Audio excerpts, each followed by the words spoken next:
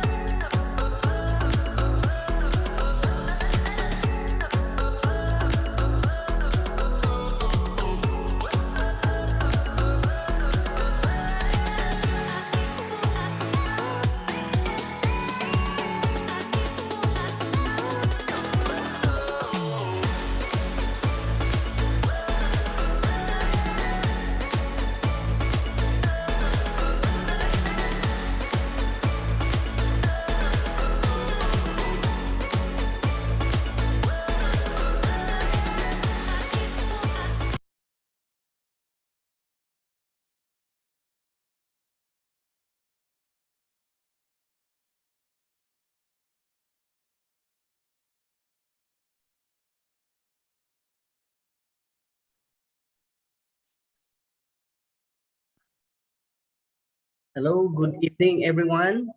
Welcome to our special event on government procurement seminar.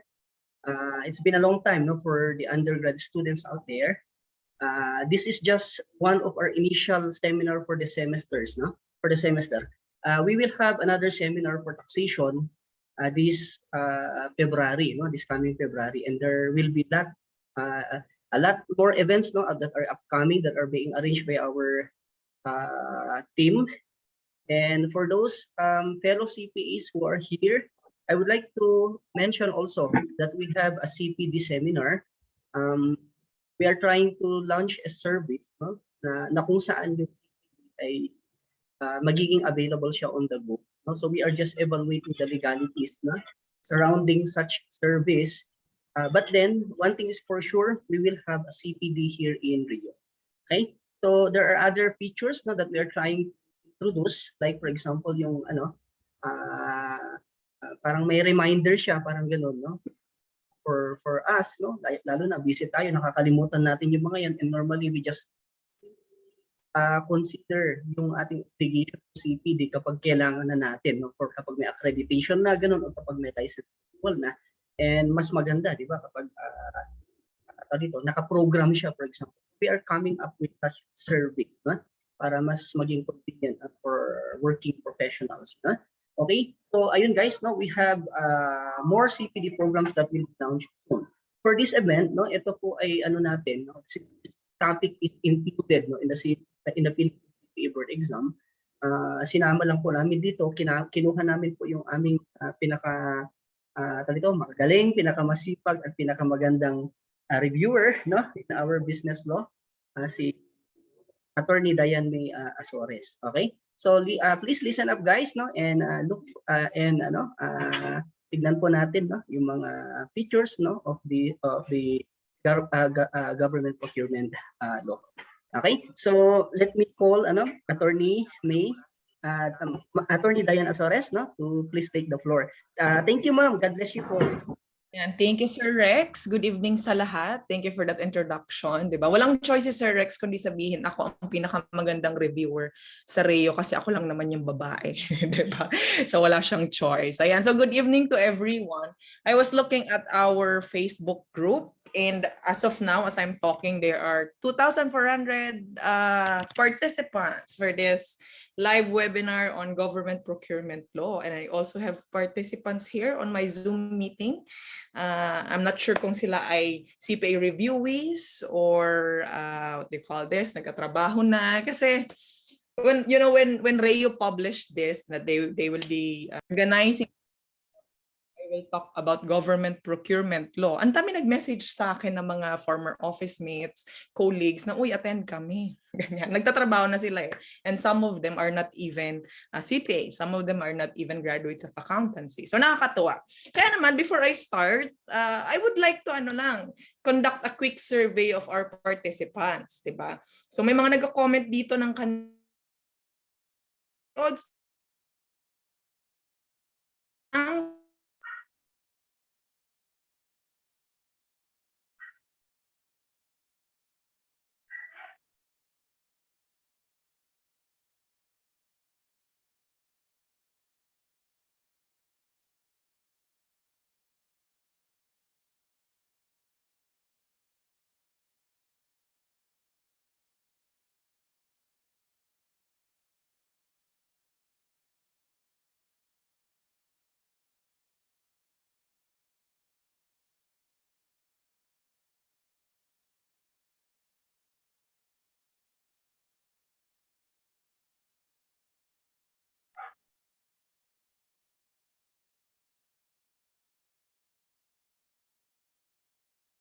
Ayan, sorry. All right. Okay. So as I was saying, I would just like to conduct first a quick survey of our participants for tonight. Hopefully, I'm already back online. You can hear me? You can hear me? So, itong mga kasama ko sa Zoom meeting, you will be the ones who will confirm, if you can hear me or not.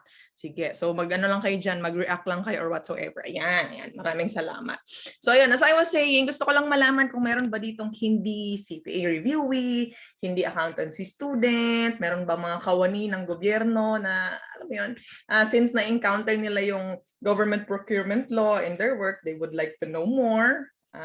Or meron ba ditong wala, interesado lang sa current events, di ba? And for the past year, di ba, malaking issue yung procurement ng family, di ba, yung mga ganong issue, and you would like to know better. So, ayan, comment tayo dyan. Titingnan natin yung tingnan ko dito yung aking comment section sa Facebook Live sa Rayo. Sige, shoutout natin, libreng shoutout. Okay, sige, titingnan natin dito. Sige. So, I think may nakita ako dito na empleyado eh. May nakita akong empleyado ng ano ba iyon? Parang PSA ata. Ayun, nakakatawa. Meron.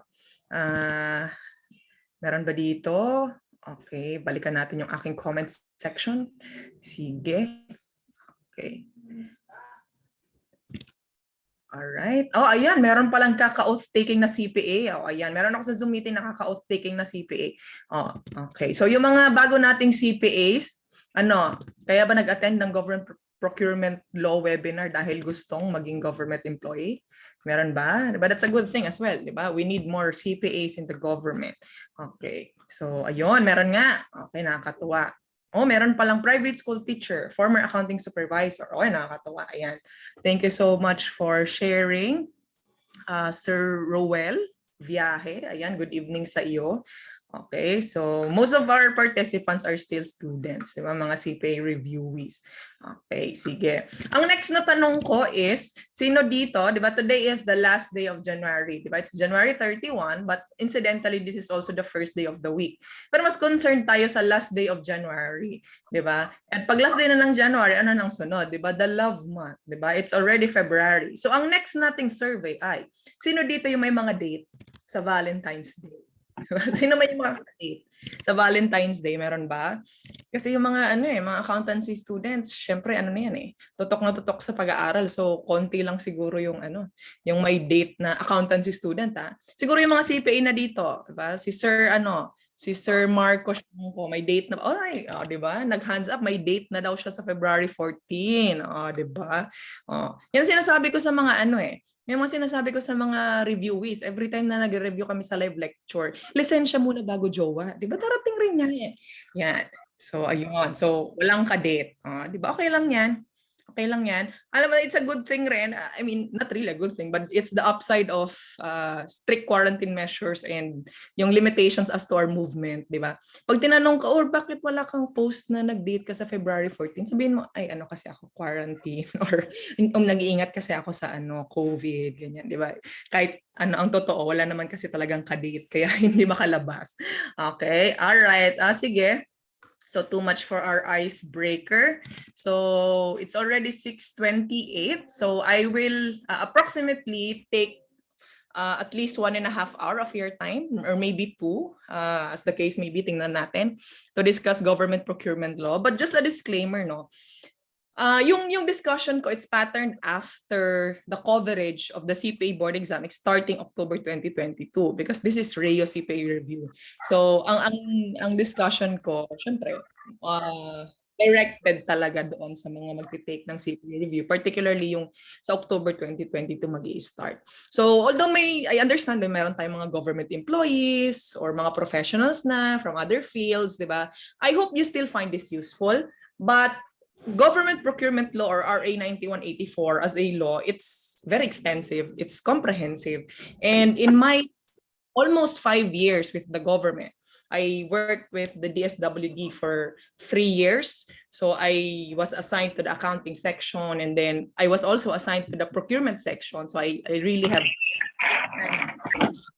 on how our procurement law works in actual setting. And then finally, I became an auditor with the COA for almost 2 years. So sa taon kong yon sa gobyerno, halos 5 taon, while of course I always encounter RA 9184, there's so much to learn. Kasi minsan pabago-bago pa rin yung pabago-bago yung rules ng GPPB, there are amendments in the IRR, di ba? So it's a continuing knowledge. And even yung pagkandak nga ng lecture nito, if I remember it correctly, kailangan mo pang magpa-accredit. So hindi basta-basta.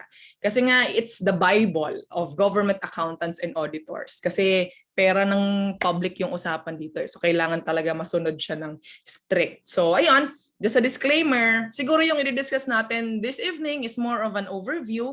I will try to squeeze in as much knowledge as I can share, but hopefully by the end of this session, you will be able to at least understand, diba, how government procurement works. And this is your taxes we are talking about, diba? If Sir Rex is discussing taxation, diba? Lahat ng nakokolekta ng gobyerno, diba? Yung panggagastos, kailangan sumunod dito sa government procurement law. Okay, so it's a full circle. Sige. So without further ado, I would like to share my screen already. Okay, just give me a minute to do that. All right. Okay. Ayan, diba? Ang cute lang ng aking slide, di ba? Parang I'm giving this perception na what do you call this? Madali. Madali yung government procurement law dahil ang cute nga nung ang cute nung nilagay kong slide presentation, di ba? Para hindi naman kayo masyadong ma-intimidate. Sige. So, government procurement law, that's RA 9184. May I just request yung mga participants dito sa Zoom meeting, please make sure that you are on mute kasi medyo distracting kapag nag-unmute and then may naririnig na ibang sound. So, please make sure please be very conscious. So, kung meron kayong questions, please feel free to use the chat box. Yung mga questions doon sa Facebook, we will address that later on. The problem is hindi ko siya makikita ngayon because I'm sharing my screen. So pag lumipat ako sa Facebook, wala yung sinishare kong screen. So yung mga questions nyo, dyan nyo lang. Chill lang kayo dyan. Babasahin natin mamaya. Sige. So as I was saying, government procurement law is RA 9184. Actually, pag tiningnan mo yung RA 9184, which was passed last 2003, ang title niya talaga is Government Procurement Reform Act. But it's more commonly known as Government Procurement Law. Kasi yun lang naman talaga yun. So matagal na, 2003, diba? Inamend na siya for several times. And even yung IRR niya, it was also amended for several times. Yung pinaka substantial sigurong amendment was last 2016, but because of the pandemic, it was again amended, of course, to make it more responsive sa situation natin because of COVID. So the latest amendment that I will be discussing was implemented last March 2021. Hopefully, I'm right on that. Basta yun yung nakita ko na amendment sa website ng GPPB na in-upload. Ang IRR ng RA 9184 in-update noong March 2021. Okay, so medyo mainit-init pa, hindi pa nag-iisang taon. Okay, sige. So let's get to know the government procurement law. So in order for us to do that, let us of course learn about the general principles of procurement. Okay, so lahat daw ng procurement, okay, hindi ko babasahin word for word yung that's not really my practice when I'm lecturing. I want to make every law that I discuss simpler. Okay, sige. So you can read that while I'm talking here. Okay, sige. So sabi ng RA 9184 and its IRR, dapat daw lahat ng procurement sa gobyerno, okay, national man yan, and all its departments, state universities, the colleges, GOCCs, and even LGUs, it should comply with the following principles. Okay. Biglang may nag-drawing. Okay, I'm not sure kung bakit may lumabas. Anyway, sige. So first is transparency. Okay, so dapat daw transparent sa procurement process and even in the implementation of procurement contracts. So dito ko siguro i-relate yung hindi naman masyadong recent. I think that was earlier last year. Parang there was a press release from the DOH that they will not disclose the contracts governing the procurement of vaccines. Well, of course, yung mga lawmakers na may alam sa government procurement law, I remember it was Congressman Lagman. Sabi ni Congressman Lagman, teka lang, you cannot do that. You cannot conceal from the public yung kontrata niyo for the purchase of the vaccine. Kasi may ganong parang may ganong requirement ata yung manufacturers. Nagcha-choppy ba? Okay. You tell me pasensya na ako nagcha-choppy All right. Thank you so much. So ulitin ko. Okay, so the first general principle that governs procurement in the government is transparency. Okay, so transparency in both the procurement process and in the implementation of the procurement contracts. Okay.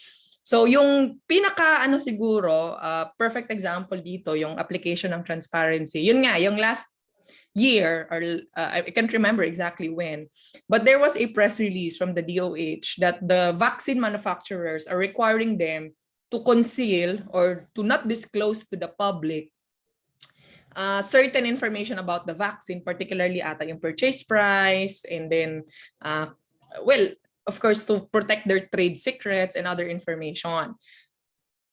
While some of it are understandable, yung ibang lawmakers natin, particularly si Congressman Lagman, I hope I'm right about this, but I think I saw an article wherein he said, teka lang DOH, you cannot conceal from the public yung purchase price ng vaccine and other information that we need to know kasi it's a violation of the principle of transparency in the procurement process, diba? So unlike a private company, diba, that they can keep secret or confidential yung kanilang mga binili, diba? Sa gobyerno hindi mo yun pwedeng gawin. Kasi nga, like what I said, these are public funds we are talking about. So dapat transparent ka sa lahat ng ginagastos mo in the procurement process. So later on, you will learn kung paano ina-apply yung transparency na principle. Okay? And then second, you have competitiveness. Okay? So when you say competitiveness, dapat daw lahat ng competent na pwedeng mag-bid, lahat ng competent na pwedeng supplier, bigyan mo ng opportunity to participate in public bidding. Okay? That is why, sige sabihin ko na ngayon, it's a requirement under the procurement law na i-post mo, i-publish mo lahat ng invitation to bid, lahat ng award, di ba? So that you will encourage more suppliers and also to encourage competition, di ba? Kasi pag mas grabe ang competition among the suppliers, mas maganda yung makukuhang deal ng gobyerno. Okay, so that's another principle. And then third, you have streamlined procurement process. Okay, so ang idea is uniform sa lahat ng government agencies para hindi rin magkagulo-gulo, di ba? Para ang Commission on Audit rin, di ba, meron silang fixed na rules and regulations wherein they will check yung compliance ng government agencies.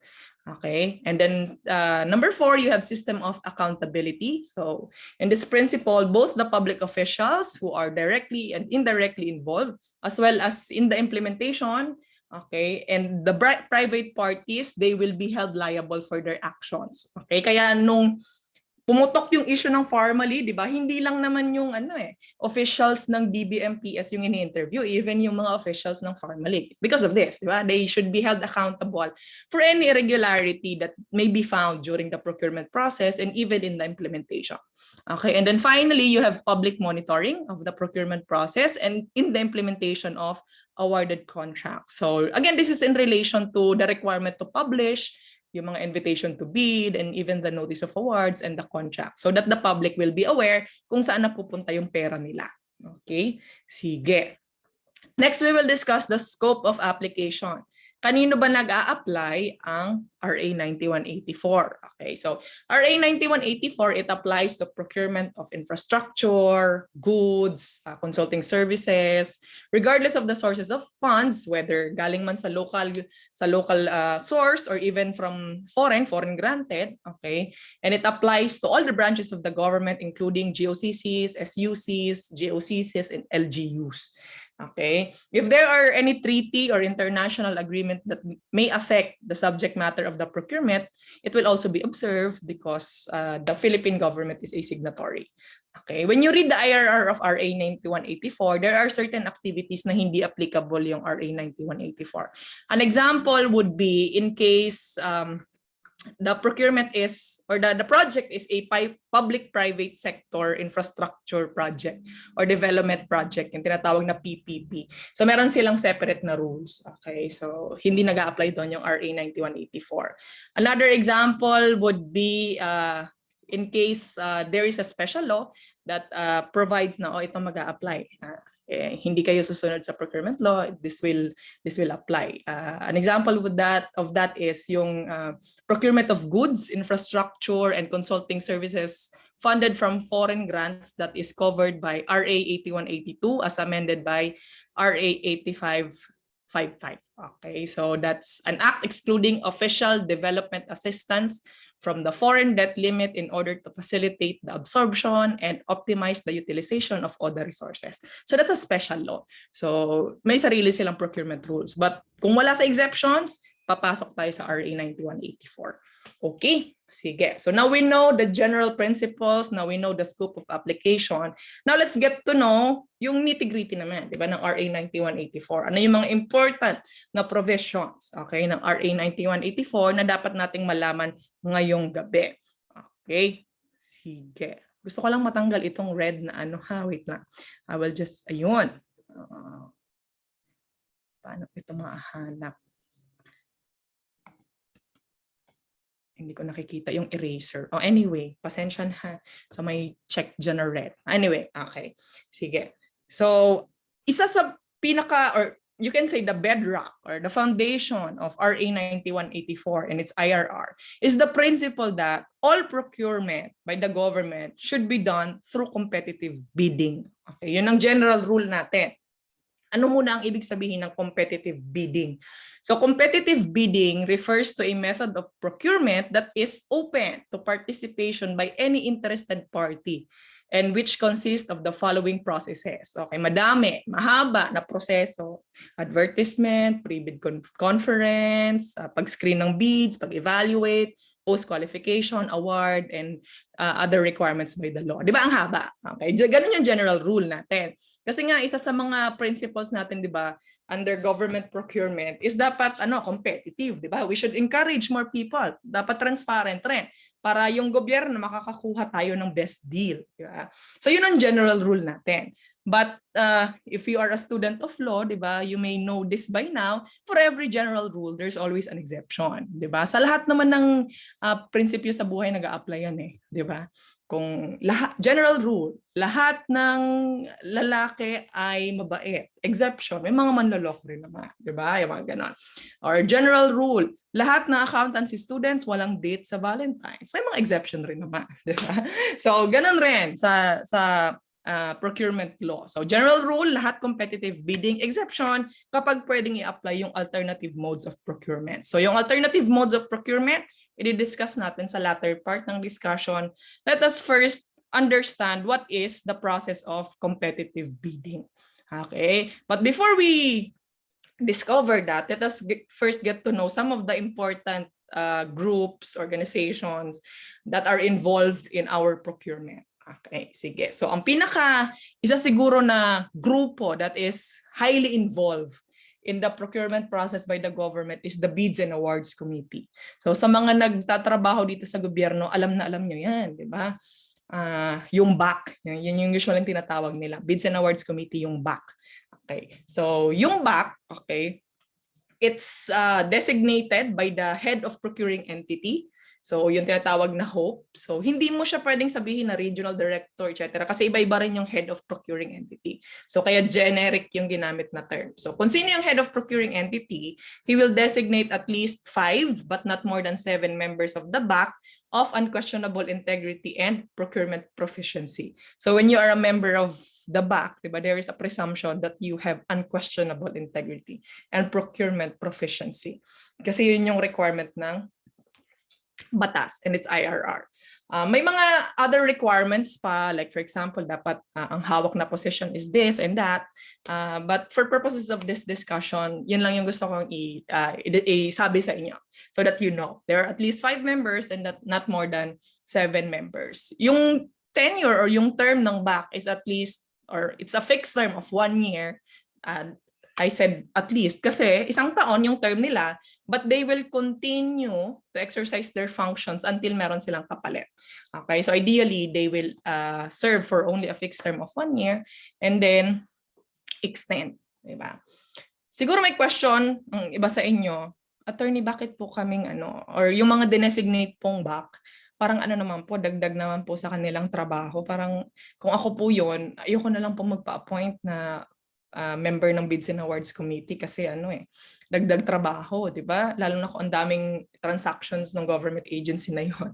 Well, sa IRR naman ng RA 9184, meron rin naman na dagdag na compensation si BAC, okay? Kasi in recognition nga of their additional service, okay? So ang Bids and Awards Committee, you can say that they are the procuring entity, not the procuring entity, the procuring unit, di ba? They are the group that is mainly responsible for the procurement process by the government agency. Okay, so sila yon. So ang functions nila, itong mga sumusunod. So sila yung mag-advertise ng invitation to bid, sila yung mag-conduct ng pre-procurement and pre-bid conference, sila rin yung mag-evaluate ng prospective bidders, sila yung tatanggap ng mga bids, okay, sila rin yung magka-conduct ng post-qualification proceedings, sila rin yung magre-recommend ng award, okay, and mag-i-impose ng sanction in case necessary. Okay, gagawa rin sila ng technical working group in case they need assistance in the procurement process. Okay, so sila talaga yon. Halos lahat ng proseso, or you can say lahat ng parte ng proseso ng procurement involved ang BAC. Kaya naman when I was with COA and even in DSWD, di ba, kapag may issue sa procurement, asahan mo na laging kasama rin ang BAC sa disallowance or sa AOM kasi involved nga sila dyan. Okay, so that's the BAC. The Bids and Awards Committee, in recognition rin, of course, the volume of their jobs, the IRR of RA 9184 is or encourages or allows the head of procuring entity to create a secretariat. Okay, so yung secretariat parang sila yung secretary. Okay, sila yung magkakandak ng administrative functions ng Bids and Awards Committee. Sila yung support unit ng BAC. Okay, dito ako na-assign before sa Bids and Awards Secretariat. So what we do, we prepare the resolutions, we prepare the necessary documents, yung mga ganun. Okay, so para merong support unit yung Bids and Awards Committee. Okay, so that's the first group na you will encounter as we discuss further. Okay, next is the PhilJEPs, okay? The Philippine Government Electronic Procurement System. So the PhilJEPs, you can visit their website. Nandyan lang naman yan. You can just search PhilJEPs. So the PhilJEPs, this is envisioned to be the single portal that will serve as the primary source of information on all government procurement. Okay? It will serve as the primary and definitive source of information on government procurement. So kung gusto niyo malaman, halimbawa, nagtatrabaho ka sa ganitong agency or you're just interested. Ano-ano ba yung mga proyekto ng agency na to or yung mga LGU na to? Ano-ano yung mga ginastos, kanino in-award, pwede nyo makita sa PhilJEPs. Okay, so all procuring entities are legally required to post all the procurement opportunities with the PhilJEPs.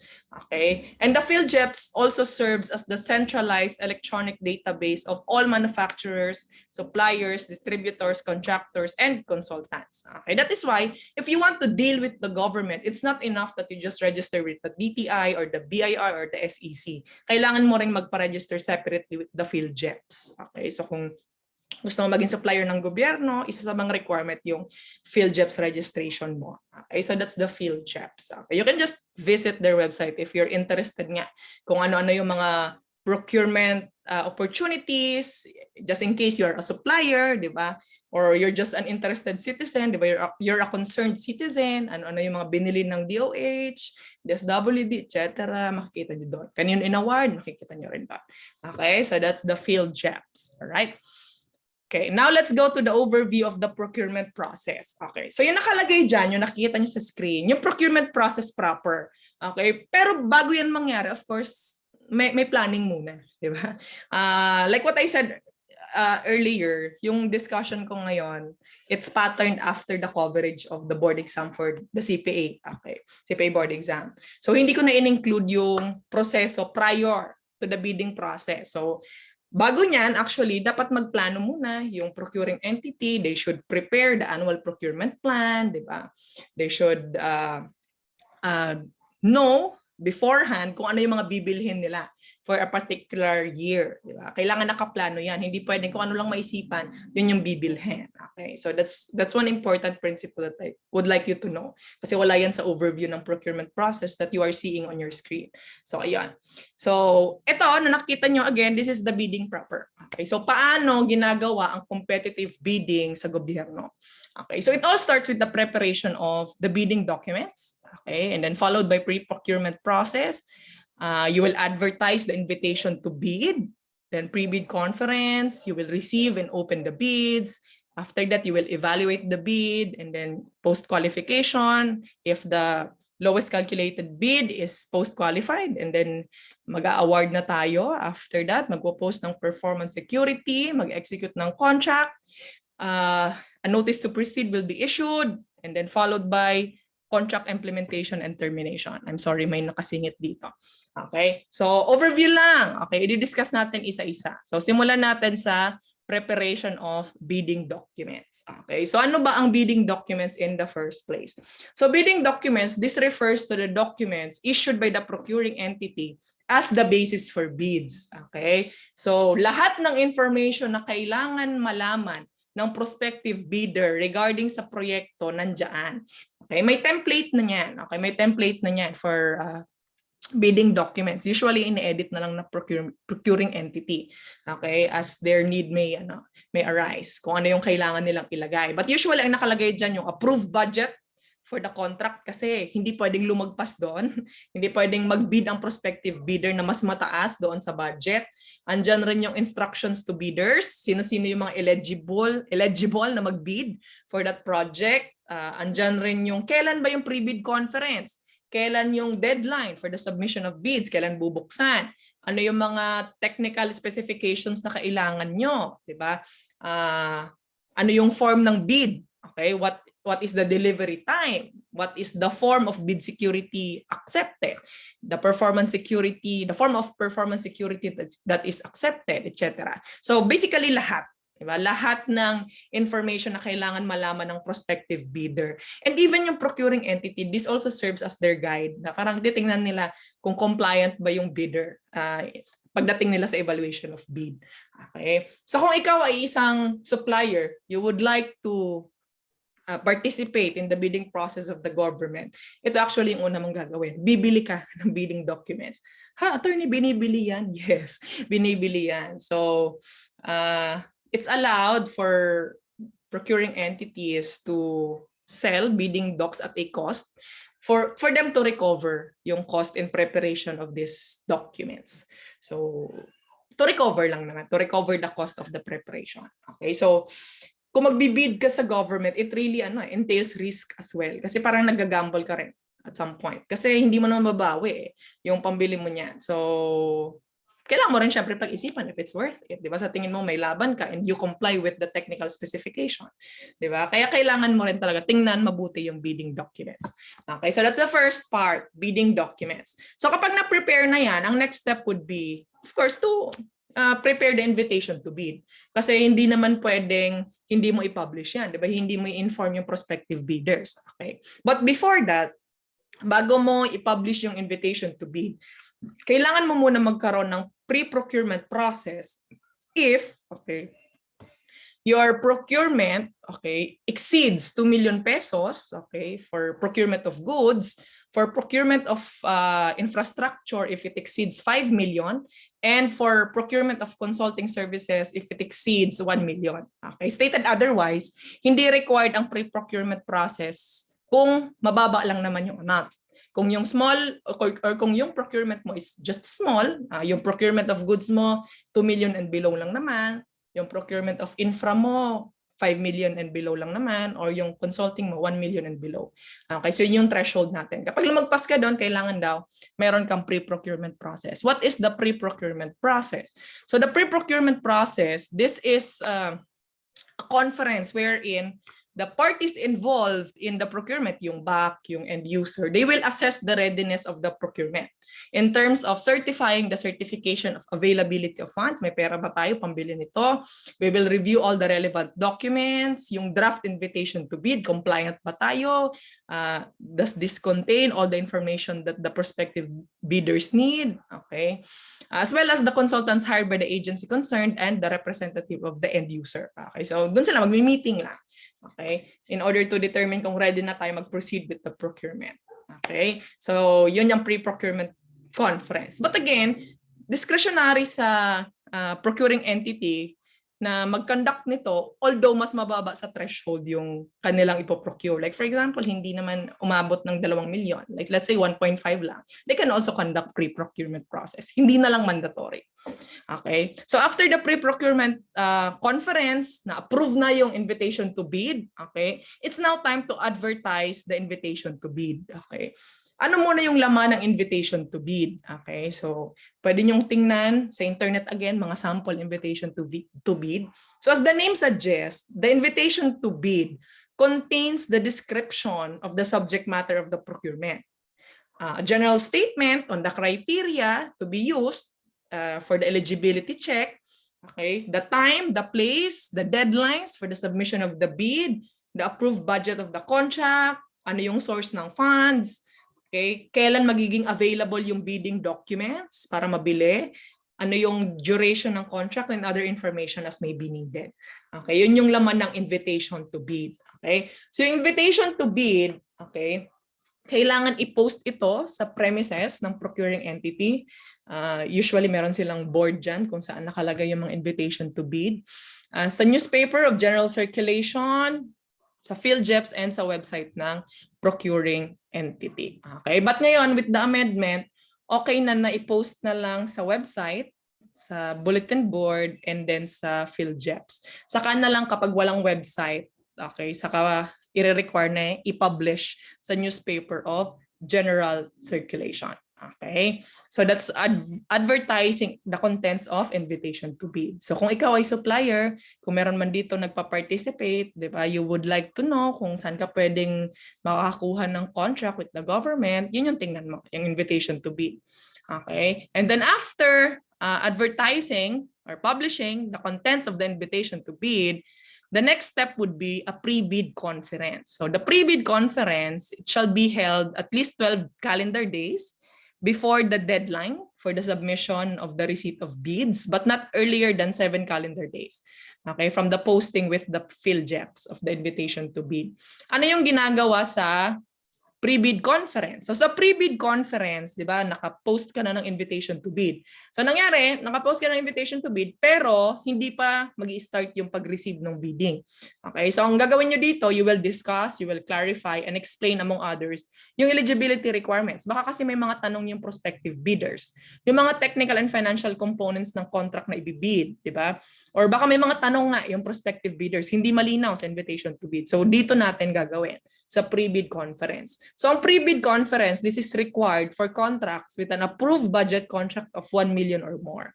Okay, so dapat at least isang pre-bid conference ang i-convene ng BAC in order for them to clarify any requirements as stipulated in the bidding documents. Okay, so yun yung pre-bid conference. Okay, so pagkatapos ng pre-bid conference, the next step would be, of course, to receive and open the bids. Okay, so sabi natin doon sa bidding documents and even sa invitation to bid, nakalagay doon kailan yung deadline. So kung ikaw ay prospective bidder, dapat very mindful ka ng deadline, di ba? Dapat tingnan mo kung hanggang kailan ka pwede mag-submit ng bids. Okay, and you should also be mindful of the requirements, eligibility requirements, and most importantly, yung approved budget of the contract. Kasi masasayang lang yung pambili mo ng bidding documents. Kung nag-bid ka, mas mataas sa budget, di ba? Sayang lang, automatically disqualified. Okay? So, sa pagtanggap ng bids, okay, ngayon, ano na, with the amendment, okay. Dati kasi lahat talaga ay paper-based. Okay. Pero just the same as with the amendment last 2021. So ngayon, inaalaw na yung pag-submit ng bids, dalawang envelopes, dalawang separate na sealed na envelopes tulad na nakikita nyo sa screen. Okay. 2 separate sealed envelopes. Okay. Isa technical component, yung isa financial component. Aside sa paper-based na bid na naka-envelope, na naka-seal, inaalaw na rin ngayon na password-protected na bidding documents in compressed folders. Okay? So, ang idea noon, parang bibigyan mo kami, yung back, bibigyan mo kami ng folders na password-protected, ibibigay mo lang sa amin yung password during the bidding itself, yung during the bidding day. So, allowed na yun ngayon. Okay? But essentially, whether electronic form or paper-based, dapat dalawang folders or dalawang envelopes. So, ano yung laman ng technical component? Okay, yung technical component ng bid, nakalagay dyan yung eligibility requirements. Okay, andyan yung certificate of registration with the BIR, DTI, SEC, andyan na rin yung PhilJeps certification mo.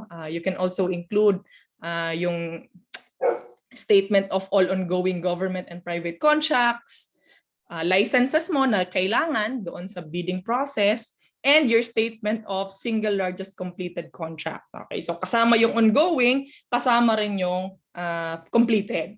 Okay, so dapat maipakita mo yung dito pa lang sa technical component that you are qualified, diba, to participate in the bidding. So yung statement of your single largest completed contract, okay, ilalagay mo dyan na dapat at least 50% ng approved budget ng contract, meron ka na dati. Okay? Meron ka ng history, kumbaga. Meron ka ng nagawang proyekto na at least 50% ng ABC natapos mo. Okay? In case of expendable supplies lang naman, 25% lang yung requirement. But as to procurement of goods, other goods, at least 50%. Okay? So, yun yung mga laman ng technical components. Andiyan rin yung NFCC computation, okay? Or committed line of credit. Okay? Dito naging issue sa formally yung NFCC, di ba? Nung tiningnan sa Senate hearing, di ba? When they were examining yung mga documents, wala silang nakitang NFCC. The NFCC is equal to the amount of the approved budget contract. Okay, so it's computed as current assets minus current liabilities times 15 minus all your outstanding or uncompleted portions of projects under ongoing contracts, including yung mga hindi pa nasisimulan or yung pasimula pa lang. Okay, so yun yung NFCC. Okay, ang idea is dapat makita doon sa envelope na yon or dito sa statement of NFCC mo that you have the financial capacity, net financial capacity, okay, to perform the contract. Okay. Yun yung isa sa requirement. Kaya lang ang defense naman ng formally, oo, wala kaming NFCC, pero hindi naman yun required kasi nakalagay, di ba? Or committed line of credit. Ibig sabihin, pwede daw na, o sige, wala ka pang financial capacity based on your audited financial statements, but there is a bank that is willing to submit a committed line of credit which is equivalent to at least 10% of the approved budget of contract to be bid. Nasasabihin na, okay, we, the bank, are committing ourselves to a line of credit. Ibig sabihin, readily available na mangutang sa amin itong prospective bidder na ito. Therefore, meron naman silang readily available cash as needed. Okay, kaya lang, nung sinilip ulit yung financial statements, even sa notes, wala ring nakitang committed line of credit. That is why dun pa lang irregular na, okay, sa technical component. Okay, so that's the technical component. Sa financial component, as the name suggests, andyan kung magkano yung bid mo. Okay, so dalawang envelope, technical, financial. Okay, so yun ang tatanggapin ng back. Okay, so hindi nila yung pwedeng buksan, kaya dapat nakaseal. Okay, it's a big no-no, kaya dapat sealed talaga. Okay? Kung electronic man, hindi mo naman makukuha yung password. Okay, so it's confidential until the day of bidding. Okay. Alright. So, syempre, pag natanggap na yung bids, okay, as of the deadline, okay, cut off na, they shall no longer accept additional bids na submit after the deadline. Okay, what will happen next is, of course, the BAP will now open. Okay, they will now open and examine the bids that they receive. Okay, so ito yung ito yung deadlines for the receipt of bids. Okay, so for goods hanggang 45 calendar days lang from the last posting, for infrastructure hanggang 50 calendar days, 65 pag above 50 million, for consulting service hanggang 75 calendar days. So ang bottom line is may limit. Okay, hindi pwedeng ang tagal. Hindi pwedeng ang tagal ng pagtanggap ng bids. Okay, kasi ang idea nga is, of course, syempre, para mas mabilis rin yung procurement process. Okay, kahit sabihin mo na ang daming kailangan pagdaanan, pero may deadline naman. Okay, so yan. So after matanggap yung bids, the next question is, pwede bang i-modify namin? Okay, kasi nakasil naman. Pwede ba naming baguhin? Okay, pwede ba naming baguhin? Or pwede ba kaming mag-withdraw? Para napag-isip-isip namin, parang hindi pala namin kaya yung bidding or mukhang madi-disqualify lang naman kami, parang hindi pala parang hindi pala compliant or kulang pala kami sa kulang pala kami sa completed contract or sa NFCC, hindi pala namin makukuha. Okay. So pwede ba yung i-withdraw ang bids? Pwede bang i-modify? The answer is yes. Okay. So the RA 9184 and its IRR allows the withdrawal and even the modification of bids provided na ginawa yun before the deadline for the receipt of bids. Okay. So bago matapos yung deadline para pagtanggap ng bids, pwede mo pa rin i-amend. Okay. Kasi nakaseal naman yun. So allowed naman. Okay. Yung withdrawal, pwede rin by a withdrawal letter, you can withdraw or express your intention that you no longer want to participate in the bidding process. But again, you should do this before the deadline for the receipt of bids. Okay? So you can modify, you can withdraw your bids. Okay? More on bids. Okay?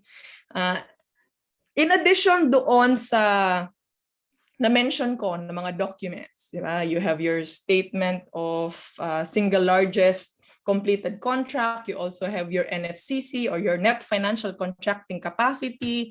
You also have your documents, your legal documents. Yeah, you also have your audited financial statements. In addition to that, kailangan rin daw may kaakibat na bid security. Lahat daw ng tatanggapin na bids ng isang procuring entity dapat may bid security. Ano ang bid security? So yung bid security, it will serve as a guarantee that after receipt of the notice of award, the winning bidder will comply.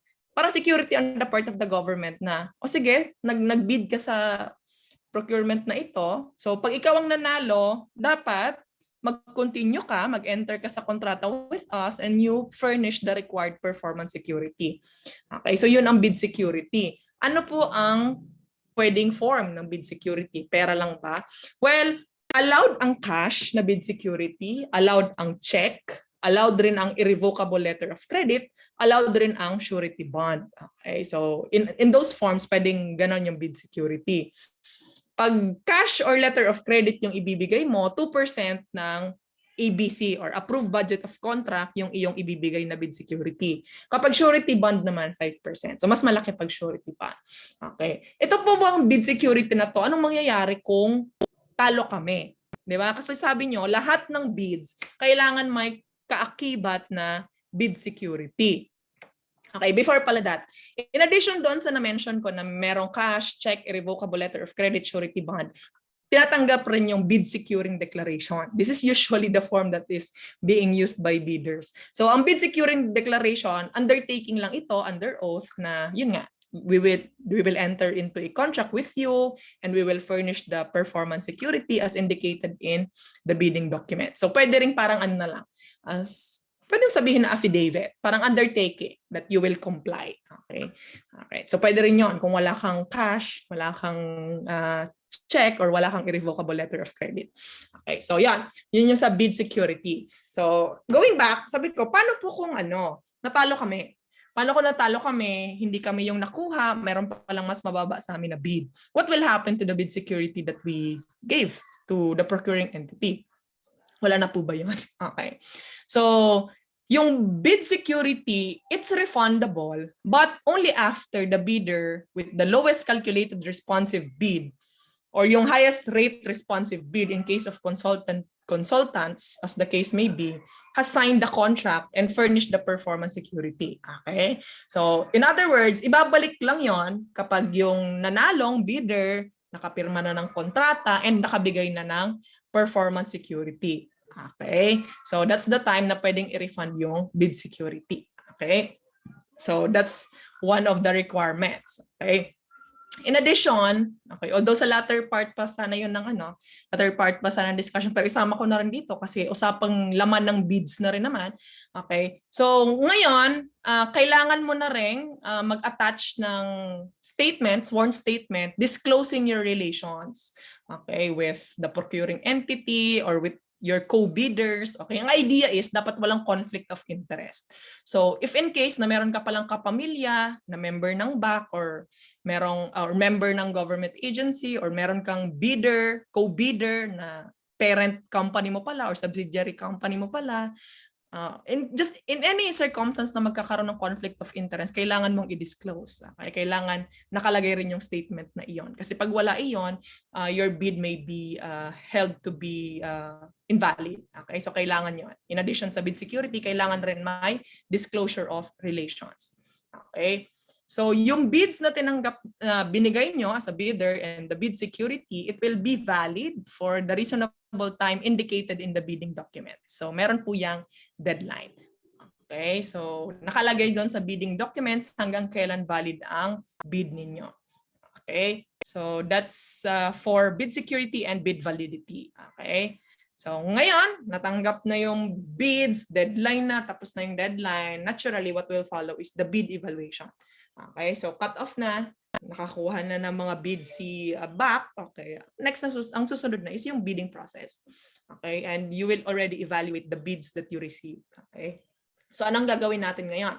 So sabi natin kanina, merong dalawang document or dalawang envelope. Technical component and financial component. Sa technical, nakalagay dyan yung mga legal documents mo, nakalagay din dyan yung ibang-ibang requirements, statement of largest completed contract, NFCC, andyan rin yung mga bid security, okay.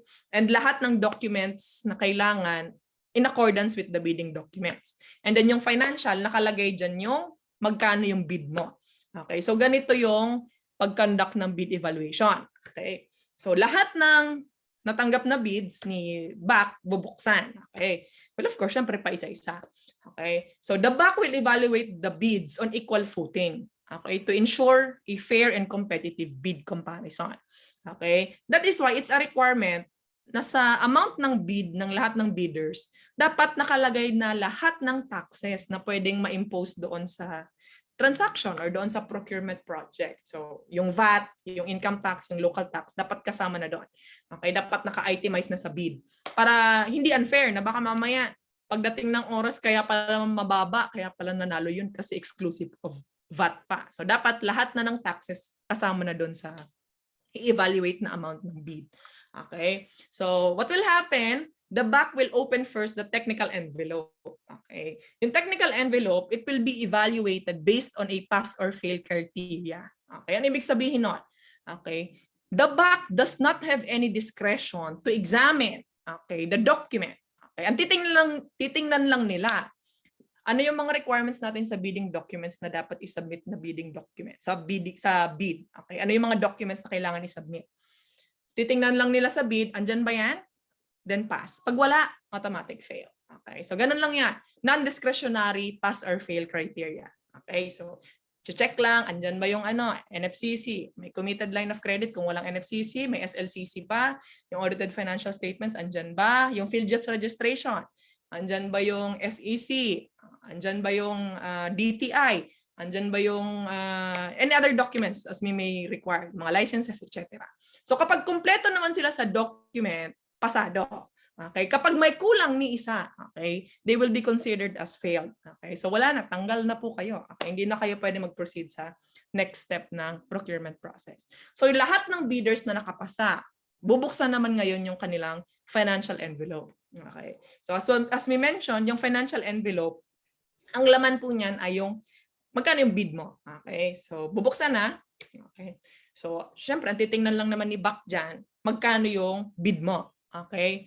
And magpe-prepare tayo ngayon ng abstract of bids. Tingnan natin, sino ba dito sa mga bidders na ito ang may pinakamababa na bid? Okay? Sino arithmetically? Okay? Sino yung may pinakamababa? Pag kinalculate mo, pag kinumpute mo lahat ng items ng bids nila, sino yung may pinakamababang amount? Okay? So, at this point, ang titingnan pa lang natin is the lowest calculated bid. Okay, that is why it's really erroneous to say na pag procurement process ng gobyerno pababaan lang, hindi po. Dito lang sa point muna. Okay, dito sa point na ito, ang i-identify lang muna natin is the lowest calculated bid. Okay, yung pinakamababa muna. Okay, so yung abstract of bid, it's just a summary of the bidders, magkano yung binid nila, tapos titingnan natin sino ba yung pinakamababa. Okay, we will declare that as the lowest calculated bid, the back will sign. Okay. And then, the next step would be, the lowest calculated bid will now undergo what we call the post-qualification. Okay? Hopefully, okay pa kayo? Okay pa? Okay. Sige. So, yung pinakamababang amount, okay, hindi enough na ikaw lang yung pinakamababang amount. Siyempre, kailangan nating ma-check kung yung lahat ba ng documents na sinubmit mo sa amin, kasi pass or fail criteria lang kami dun sa technical eh. Lahat ba ng documents na sinubmit mo sa amin, legitimate ba yan? Okay ba yan? Talaga bang authentic yan? Can you really comply with the requirements of this procurement project? Okay, yun yung pinaka-purpose ng post-qualification. Okay, so the post-qualification, it shall verify, it shall validate and ascertain all the statements that was made and all the documents that was submitted by the bidder with the lowest calculated bid. Okay? Kasi non-discretionary criteria tayo dito, di ba? Pass or fail lang, titingnan lang kung kompleto yung documents mo. So dito sa stage na to, this is very crucial kasi titingnan na nga kung totoo, di ba? Kung talagang legit, di ba? Yung mga dineclare mo dun sa documents mo. So i-check yung legal requirements mo, i-check yung technical requirements mo, and yung financial requirements mo. In other words, everything, di ba? All the aspect of your agency or your government or your organization will be checked. The bottom line or the very purpose is just to determine, can you really comply? Diba? Can you really comply with our requirements? Are you really capable of delivering what we want you to deliver or the services that we want you to render? Are you really the most experienced? Kayo ba talaga yung pinaka-qualified? Okay, so in a nutshell, ganun yung purpose ng post-qualification. Kaya naman, di ba sinabi ko kanina, it's really erroneous to say na kapag government procurement, pababaan lang ng amount. Hindi ganon. Kasi sa post-qualification, dapat makita rin kung na-comply yung conditions, yung specifications, lahat ng eligibility requirements. Diba? Kaya naman, diba? It's possible kasi na ang baba ng bid ng isang supplier, pero pag sinilip mo yung pala, ang daming utang. Yung pala, pag visit mo yung site, sira-sira na yung machine. Yun pala, meron pala silang labor unrest. Meron parang nag-a-class na mga empleyado. Kulang na pala sila ng empleyado. Diba? So, hindi mo yan makikita on paper. Diba? Anyone can declare anything on paper. Although it's sworn, they can be they can be prosecuted for a case for perjury, diba? Or even falsification. But it's really the post-qualification which determines if the winning bid, not the winning bidder, the lowest calculated bidder is qualified, diba, to continue with the project. Okay, so it's the BAC who conducts the post-qualification. So before COVID happened, talagang pumupunta yung mga BAC members doon sa area or sa office ng lowest calculated bidder, ina-examine yung mga machines, etc. Although pwede pa rin namang gawin yon, but I think it's limited considering nga yung COVID. Okay? So, yun yung post-qualification. Okay? So, kailangan sa post-qualification ma-meet ng lowest calculated bidder lahat ng requirements or conditions that was indicated in the bidding documents. Okay? So, it's really the BAC who determines kung talagang qualified. Okay? Paano po kung nalaman na, yun nga, meron palang tinatago na problema or the company is already at the brink of insolvency, talagang malulugi na, or hindi naman pala quality yung kanilang products, di ba? Meron palang problema as to their production. So in that case, the BAC will post-disqualify the lowest calculated bidder, and then it will conduct post-qualification on the bidder with the second lowest calculated bid. Okay, so pupunta tayo ngayon doon sa next na mababa. Okay, and then kapag nag-qualify din siya yung aawardan. That is why, yung sinabi ko kanina, yung bid security, i-refund lang yan kapag yung nanalong bidder or yung lowest calculated bidder nag-execute na ng contract and nagbigay na ng performance security. That is the reason why. Kasi pwede ka pa rin naman, di ba? There's hope. Kahit pangalawa ka, malay mo ikaw pa rin yung magwagi sa huli, di ba? So it's possible. So yon. Aside from determining yung mga existing documents that they submitted, the BAC can also require the bidder to submit its latest income tax returns and other appropriate licenses and permits as may be required. Okay, so pwedeng mag-require ng additional documents. Kapag hindi mo yun na-submit, you can be disqualified. Okay, so that's post-qualification. For me, this is the most crucial part of the procurement process. Kasi nga, dito mo na i-verify lahat ng nakalagay doon sa documents. This is where you will validate. Okay, this is, for me, the most important part of the procurement process. Okay, so kapag nag-qualify yung lowest calculated bidder, na-determine ng BAC na okay naman, it's really compliant with all our conditions. Maganda naman yung kanilang manufacturing process in case of purchase of goods, okay naman. They're really okay. They're as good as they are on paper. Then what will happen? They will already award, okay? Or they will declare that lowest calculated bidder as the lowest calculated responsive bid. Okay? So may dagdag na word na responsive. Okay? So pag dinagdag na yung word na responsive, ibig sabihin pasado sa post-qualification. You are post-qualified. Okay? So that's the process of post-qualification. Paano kung nag-post-qualification or nag-undergo ng bidding, walang natanggap na bids, etc. Or may pumasa sana sa technical components, financial components, kaya lang nung pinost-qualify, lahat sila hindi pala pasado. What will happen? Okay, so what will happen is what we call the failure of bidding. So the failure of bidding will happen in the following instances. Una, walang natanggap na bid. Pangalawa, hindi nagka-qualify, yung lowest calculated bid. Okay, so pwedeng ineligible lahat or hindi nagko-comply sa requirements. Okay, or yung nanalong bidder biglang umatras, ayaw na. Okay, so in this case, kapag nag-declare ng failure of bidding, ang mangyayari, ulit-ulit tayo. Okay, so yung kontrata ay re-advertise, mag-undergo ulit tayo ng bidding process, the same process. Okay, yung periods rin re-replenish, so parang another set of procurement, again, another set of bidding. Okay, kapag yung second bidding nag-fail pa rin, that's the time that we will resort to negotiated procurement. This is an alternative method of procurement, which we will discuss later on. Okay, all right. Okay, more on bidding before I proceed sa award mismo. Okay, is it possible na single lang? Okay, diba? Parang malapit ng Valentine's, grabe naman attorney yung emphasis sa single. Okay, is it possible na isa lang, diba? Or i-award na lang doon sa nag-iisang bidder, 'di ba, na nag-submit ng kanyang bid? Is it possible? Okay. It's possible if the following circumstances are present. Isa lang yung nag-submit ng bid, pwede bang siya lang, wala siyang kalaban. Okay? So, it's possible in the following circumstances. So, una, if after advertisement, only one prospective bidder submitted a letter of intent and applies for eligibility check and na-meet niya naman yung eligibility requirement and responsive naman. Okay, so pwede yun. I-allow yung single calculated responsive bid. So pwede sa kanya na i-award. Pwede rin itong mangyari kung after advertisement, madami nga yung nag-apply for eligibility check pero isa lang yung nakamit ng eligibility requirement. Okay, like for example, 3 yung bidder, kaya lang nung chinek yung technical component, yung 2 bagsak, yung isa lang yung kompleto. So pwede rin namang proceed as long as responsive. Okay, so just the same, kapag isa lang yung responsive, pwede rin namang i-award sa kanya. The bottom line is, kailangan ma-comply niya lang yung requirements. Okay, so hopefully you can still hear me. It's raining cats and dogs here. Okay pa? Okay pa naman yung audio? Let me just check yung Facebook page kung meron ba akong kausap dito. Tingnan natin.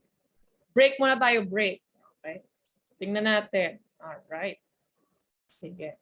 Meron bang gustong magpabate? Bate. Meron ba ditong may birthday?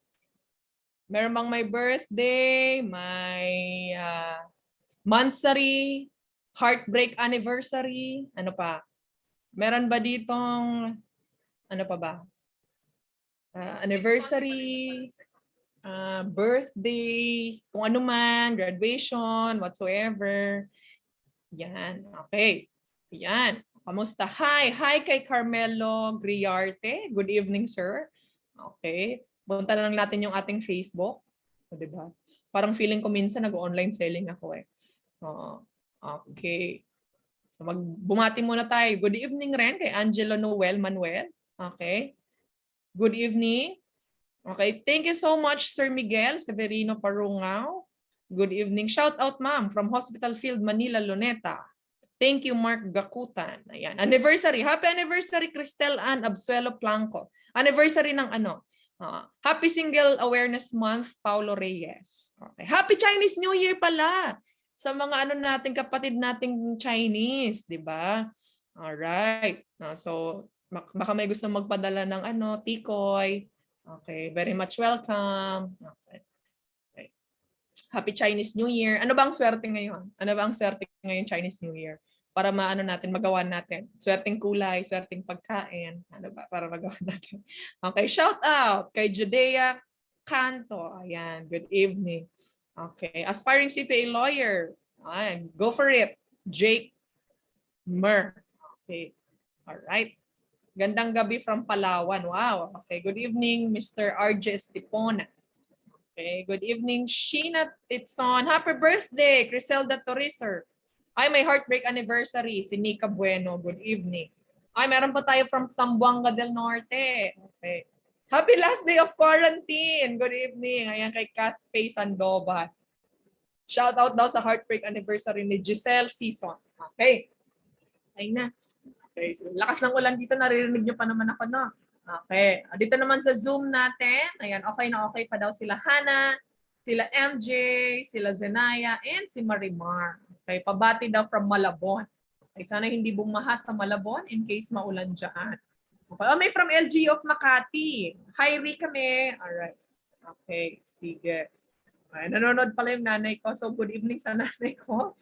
Anong ulam natin dyan? Okay. Sige, good evening. Thank you so much for confirming. All right. Okay, sige, continue na tayo. Medyo na ano na. Baka kasi natutulog na kayo dyan. Okay, sige. Happy birthday, Sally. It's the last part. Mamaya mag-shoutout ulit tayo. Okay. Andito pala yung BSA 3A of St. Anthony's College ng Antique. Okay, sige. May high school pa. Okay, Daraga National High School. Okay, sige. So next part ng ating procurement process. So, tapos na tayo sa post-qualification, yung lowest calculated bid natin, responsive naman, okay naman. So, ang next na mangyayari is, i-award na natin. Okay, i-award. Okay? So, after the determination and declaration by the BAC of the lowest calculated responsive bid, or the highest rated bid, rated responsive bid, yun yung tawag sa consulting. Sa consulting kasi syempre ang nagmamatter is yung experience and qualifications. Okay. So ang gagawin ngayon ng BAC, okay, gagawa sila ng resolution. Ito yung ginagawa ko dati. Okay. Ito yung trabaho ko dati sa BAC Secretariat. Kaya gagawa ako ng resolution recommending the award. Okay. Bakit recommendation lang? Kasi yung BAC, although sila yung nag-undertake ng most of the procurement process, what they can really do is just to recommend. But it is the hope or the head of the procuring entity who will approve. Okay? Siya yung mag-a-approve ng recommendation. Okay? So, resolution lang, recommending the award, ilalagay dun sa resolution, ganito yung ginawa namin during the bidding, we found out that this bidder is compliant, etc. And ito yung mga bids na natanggap namin, siya yung lowest after post-qualification, na-determine namin, na responsive naman. Okay. So, i-recommend ngayon sa head of procuring entity yung award ng contract. Okay. So, pagka bigay ng recommendation sa head of procuring entity, the head of procuring entity has 15 calendar days to issue a notice of award. Pwede po bang i-disapprove ng head of procuring entity yung recommendation? Yes. Okay. However, in the event of disapproval, yung disapproval, it should only be based on valid, reasonable, and justifiable grounds. Okay, hindi pwedeng ayoko lang, di ko bet. Okay, dapat merong valid grounds. Like for example, na-determine ng head of procuring entity na may irregularity pala. Kasi we can be as ideal as we want, but sometimes it happens, di ba? Pwedeng hindi naman pala totoo yung post-qualification or there was someone who rigged the procurement process, etc. Kung may irregularity na nakita, pwedeng i-disapprove ng head of procuring entity. Okay? So, yung head of procuring entity, gagawa siya ng parang decision, ilalagay niya yung grounds, ibibigay niya sa BAC and doon sa bidder. Okay? So, what will happen after that? Okay? The bidder can file an appeal or a request for reconsideration within 7 days from receipt of the decision of the head of procuring entity. Pwede rin namang gawin niya. Okay? Pwede siyang mag-request for reconsideration. Okay? Hindi pala 7 calendar, 3 calendar days. Okay? Within 3 calendar days from this notice of disapproval, receipt of the notice of disapproval, pwede siyang mag-file ng request for reconsideration. And then, pagka-receive ng request for reconsideration, i-resolve ulit ni head of procuring entity within 7 calendar days. Tapos, i-furnish niya ulit yung decision niya sa bidder and sa BAC. Okay? So, pwedeng ganun mangyari. Paano kung talagang disqualified? Talagang may irregularity. What will happen now? So, in that case, na yung na-recommend na bidder ng BAC hindi pala tanggap ng head of procuring entity, the BAC will now proceed to the next lowest calculated bid. Tapos mag-ano ulit sila, post-qualification, okay. Mag-undergo ng process. Okay. Kasi kung responsive yun, compliant naman, i-recommend ulit sa head of procuring entity. Okay, but if all else is okay, after the issuance of the notice of award, okay, within 10 calendar days from the receipt by the lowest calculated and responsive bid of the notice of award, ang gagawin is magsasubmit siya ng additional documents. Okay? Na i-require. So, sometimes, hihinga ng pick-up license kung involved sa infrastructure projects, or kung may joint venture agreement, hihinga ng joint venture agreement, other documents as may be required by the procuring entity. Okay? So pag kasubmit ng additional documents, susunod na gagawin ng winning bidder is the posting of performance security. Okay? Again, magkaiba yung bid security sa performance security. Ang bid security, security lang na kapag nanalo ka, magpo-proceed ka sa kontrata with us. Ang performance security naman, as the name suggests, this is already a guarantee on the part of the government that you will faithfully perform, okay, your obligations under the contract. Okay? So, performance security, it may be in the form of cash, a revocable letter of credit, or surety. Okay? So, pwedeng ganun yung ibigay. Okay? Alright. So, pagka-post ng performance security, kailangan yon. Hindi pwedeng mag-proceed tayo sa contract implementation na wala kang performance security. Okay? So, dapat meron ka nun. Pagka-post ng performance security, what will happen next? Pirmahan and approval of the contract. Okay? So, kailangan may kontrata.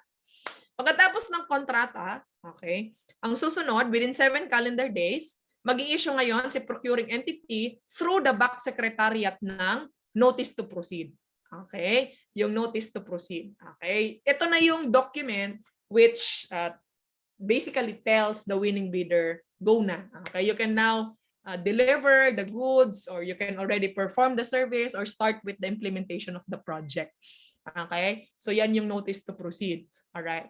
So on the part of the back secretariat, in addition of course na kailangan ma-comply yung mga documents na yan, yung notice to proceed and yung approved contract, kailangan nilang i-publish sa website ng PhilJeps and sa kanilang website. Okay? So, kailangan nila yung i-post. Okay? Kasi nga, transparency. Okay? So, again, kung gusto nyo malaman kung ano yung mga in-award ng isang agency, sino yung mga winning bidder, kailangan nakapost yan sa PhilJeps and even in their websites. Okay? Makikita nyo yan dyan. Okay? So, lahat ng diniscuss nating procurement process, sabi ng IRR of RA 9184, from the opening of bids up to the award of the contract, it shall not exceed 3 months. Okay? Or maybe shorter as determined by the procuring entity. So, 3 buwan. Okay? 3 buwan. Alright? Yung ideal. Okay? Ideal na length ng buong procurement process. Okay? So, ano mangyayari after the notice to proceed? So, sabi natin, the notice to proceed is essentially the document which tells the bidder to already go forth with what is being required from him. Okay? To comply with his obligations already. Okay? So, yung contract implementation, okay, or the rules on how the winning bidder will comply with the contract, it depends on the type of procurement. Okay, so medyo mahaba yon. Baka maubos yung oras natin kapag diniscuss ko isa-isa. Andun yon sa IRR ng RA 9184, yung guidelines. Okay, nakalagay naman doon. Yung guidelines for contract implementation. Depende sa type ng procurement. Okay? Like for example, paano kung procurement ng goods, kailangan walang slippage ng ganitong amount. Okay? Kailangan ma-deliver ng ganitong araw, etc. Okay? So that's for contract implementation. Okay? Well, of course, ma-terminate lang naman ang kontrata, okay? Terminate or matatapos ang kontrata upon compliance. Di ba? Upon compliance. Pag na-deliver na yung goods na pinromise i-deliver or services na render na, etc. So that's the time that the contract will now be considered as executed, okay, or terminated. But sometimes there are instances when there can be pre-termination of contracts. In other words, hindi pa fully complied, pero pwedeng ma-terminate na yung kontrata. So what are those instances? So in case of procurement of goods, if there is failure to deliver at least 10% of the contract price, pwede nang i-terminate ng procuring entity. Second, kapag infrastructure, kapag may negative slippage ng 15% or more, while the project is ongoing, or 10% or more in case the work is completed by neglect, negligence, or there was a part that was sublet without the approval of the procuring entity, pwede rin i-cancel. Sa consulting service naman, hindi na-deliver yung deliverable, okay, for a period not less than 60 calendar days, pwedeng i-terminate ng procuring entity yung kontrata. But other than that, okay, you can also terminate contracts for convenience. Ito on the part of ano to ha? On the part of the government agency. Paano for convenience po? If it has been determined that it's not economical anymore to continue with the project and practical na, okay? Like for example, may 42's event, may changes sa policy, sa batas, di ba? So it may also be a ground for termination of contract. Paano po yung supplier? Does the supplier have the option to terminate the contract by itself? Pwede po ba yun? Siya yung umayaw. Okay. The IRR of RA 9184 also allows the supplier, okay, or the winning bidder to terminate the contract or the contractor.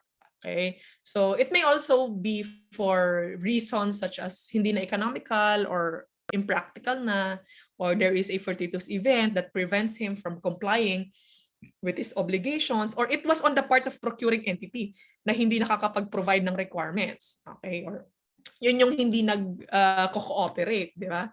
Or there was a disruption caused by a situation, like for example, nagkaroon ng giyera sa Pilipinas. Okay, so in those cases, even the contractors or the consultants can also terminate the contract, okay, by themselves. And it also goes without saying, in case of breach, material breach, pwede rin i-terminate yung contract. Okay, other grounds, you also have insolvency, unlawful acts, and ito nga, termination by contractor or consultant by themselves. Okay, so in those cases, pwedeng i-pre-terminate yung kontrata. Okay. Before I finish with the procurement or the bidding process, I would just like to introduce again another important principle sa bidding and essentially sa buong procurement process ng government. Okay, there is a strict prohibition against splitting of government contracts. Okay? Kung sa relasyon, hindi bawal mag-split. Okay? Sa government process, pinagbabawal ang pag-i-split. Okay? It's not allowed. So what is splitting of government contract? So when you say splitting of government contract, this is the division or the breaking up of contracts into smaller quantities and amounts, or dividing the contract implementation into artificial phases or subcontracts for the purpose of evading or circumventing the requirements of the law, particularly the necessity of competitive bidding, okay, and the requisites of alternative methods of procurement. Sa madaling sabi, bawal daw yung pagmukain mo na iba-iba yung phase ng isang kontrata or ng isang project for you to evade or circumvent yung requirement ng competitive bidding. Like for example, meron kang kontrata for catering service. Okay. Yung training mo, pare-pareho yung subject. Like for example, the topic is let's say bookkeeping for barangay bookkeepers or treasurers. Ganon yung topic. Okay. Ginawa mo lang 3 araw kasi hindi kaya sa venue. Hindi kaya sa venue yung Hindi kaya sa venue yung lahat sila sabay-sabay. Okay. So yung total, let's say, ang total amount ng catering service is, let's say, 1.5 million, okay, for the 3 days. Sabi ng RA 9184, hindi mo daw pwedeng gawin na i-divide mo yung 1.5 million na yon into smaller quantities. Like for example, iba yung kukunin mong supplier para sa drinks, iba yung kunin mong supplier para sa pagkain, iba rin yung kukunin mo para mag-waiter. Okay? Sabi ng prohibition on splitting of government contracts, kung hindi naman practical, di ba? Hindi efficient na i-divide mo yan. Hindi naman actually necessary. And very obvious na gusto mo lang makaiwas doon sa competitive bidding process, bawal yon. Okay? Kasi nga, kailangan natin or ang general rule, competitive bidding tayo. Okay? So hindi mo pwedeng hati-hatiin yung amount ng kontrata so that you will circumvent the requirement of the law. Okay? Isa rin ito sa mga favorite na findings ng COA. Okay? Yung splitting ng government contracts. Kasi nga, you cannot circumvent competitive bidding. Okay? All right. So that's the bidding process in the government. Okay? Ano ang realization? Ang haba. Ang tagal. Diba? Although sabihin natin 3 buwan, ang tagal nun, 3 buwan. Diba? Paano kung ang bibilhin nyo lang naman is coupon bond, 'di ba? Coupon bond, kailangan nyo na mag-print ng financial statements kasi requirement na ng COA. O kailangan nyo na bumili ng janitorial supplies kasi wala nang panlinis ng banyo, 'di ba? Ang amount lang naman is 100,000. Ibig sabihin mo ba, attorney, mag-undergo pa kami ng buong proseso na 'yon? Ang haba-haba, 'di ba? Ang daming hanash, ang daming kailangan gawin, 'di ba? 3 buwan. Although 3 buwan, pero parang ang haba po. Okay, precisely because of that. Okay. The RA 9184 and its IRR allows for alternative methods of procurement. Okay? Ito yung last part of discussion natin. Okay. Alternative because you will not undergo the rigorous process of competitive bidding. Diba? There are lesser requirements and this is more efficient. This is faster. Diba? And it's more responsive to the needs of the procuring entity. Mas mabilis, in other words. Okay? So pwede pala yun? Yes, pwede. Pwede palang hindi tayo mag-bidding? Yes. As long as you comply with the following requisites. Okay? When you say alternative methods of procurement, kaya nga alternative methods, okay, there are several ways of doing it. Iba-iba yung types. Okay, so i-discuss natin isa-isa. The first kind of alternative method of procurement is yung tinatawag nating limited source bidding, otherwise known as selective bidding. Okay. So in this case, as the name suggests, may bidding pa rin nagaganap. Okay, limited source bidding or selective bidding. Paano po yan naging alternative method of procurement? Okay, this is an alternative method of procurement because instead of publishing the invitation to bid on your website and on the PhilJEP's website, diba? And waiting for prospective bidders. Sa limited source bidding, if you will procure goods and consulting services, you can just directly invite, okay, a list of pre-selected suppliers or consultants with known experience and proven capability. In other words, pre-selected. Hindi ka na mag-aantay kung sino yung magre-respond doon sa invitation to bid mo. Meron ka ng pre-selected, may listahan ka na, di ba? Bibigyan mo na lang sila ng invitation to bid. Kailan po yun pwede? So it is allowed in the following cases. So una, kapag yung bibilhin mo ay highly specialized types of goods. Okay, like for example, mga sophisticated defense equipment, complex air navigation systems, coal, etc. O yung consulting service mo, konti lang naman yung pwedeng maka-render noon.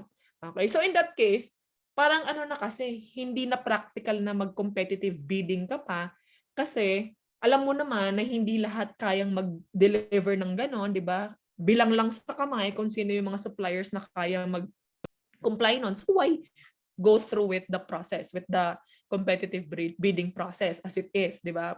Pwede na, i-allow na dumiretso ka na, okay? I-invite mo na yung mga suppliers na kilala mo na qualified. Okay? Another instance when this may be allowed is in case of procurement of major plant components where it is deemed advantageous to limit the bidding to known qualified bidders in order to maintain uniform quality and performance of the plant as a whole. Okay, so again, parang related dito sa una. So, meron kang siguro component ng isang machine or equipment, di ba? Tapos isa lang naman yung nagma-manufacture nun sa Pilipinas or bilang lang sa kamay, di ba? Alangan naman, i-publish mo pa yon and mag-antay ka ng ibang bidders, you already know, di ba, who are qualified. Okay, so that's limited source bidding. Okay, so in this case, okay, in order to have a more economical and efficient procurement, okay, you will go directly to your list of pre-selected suppliers. Okay, so medyo simplified. Diba? Mas simplified kasi kilala mo na kung sino yung supplier. Okay, related to that, meron rin tayong tinatawag na direct contracting or single source procurement. Parang pareho ito dito sa nauna, kaya lang dito, hindi na masyadong complicated yung bidding documents and isa lang ito. Okay, so in this case, the supplier is merely asked to submit a price quotation or a pro forma invoice. Okay, so direct contracting, talagang sabihin, oy, mag-ano ka na, mag-quote ka na sa amin. Okay, hindi na tayo mag-undergo ng bidding process. Okay, so parang ano na lang ito, mag-purchase request na lang agad si procuring entity doon sa supplier. Okay, dedirekta na. Okay? So, hindi na kailangan mag-undergo nung selection process. So, kailan ito pwedeng mangyari? So, una, if the goods that will be procured is of proprietary nature. So, if there are patents, trade secrets, and copyrights na hindi mo naman makukuha sa ibang manufacturer, so wala kang choice, di ba? Talagang pupunta ka doon sa single supplier na yon. Pangalawa, when the procurement of critical components from a specific supplier is a condition precedent to hold a contractor to guarantee its project performance in accordance with the provisions of its contract. So just the same, there is a specific supplier and dun mo lang talaga mabibili yung kailangan mo. Okay? Or there is an exclusive dealer, okay, of the goods that you would like to purchase. So in this case, you will just go directly to the supplier and ask for a quotation.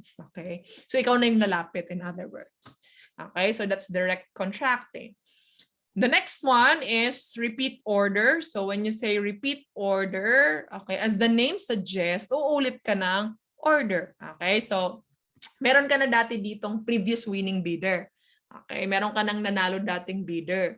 Kaya lang kailangan mo mag-replenish ng goods. Okay? So nag-bidding ka dati, nag-competitive bidding ka dati, okay naman, yung dineliver na goods compliant naman, kaya lang kailangan mo na mag-replenish.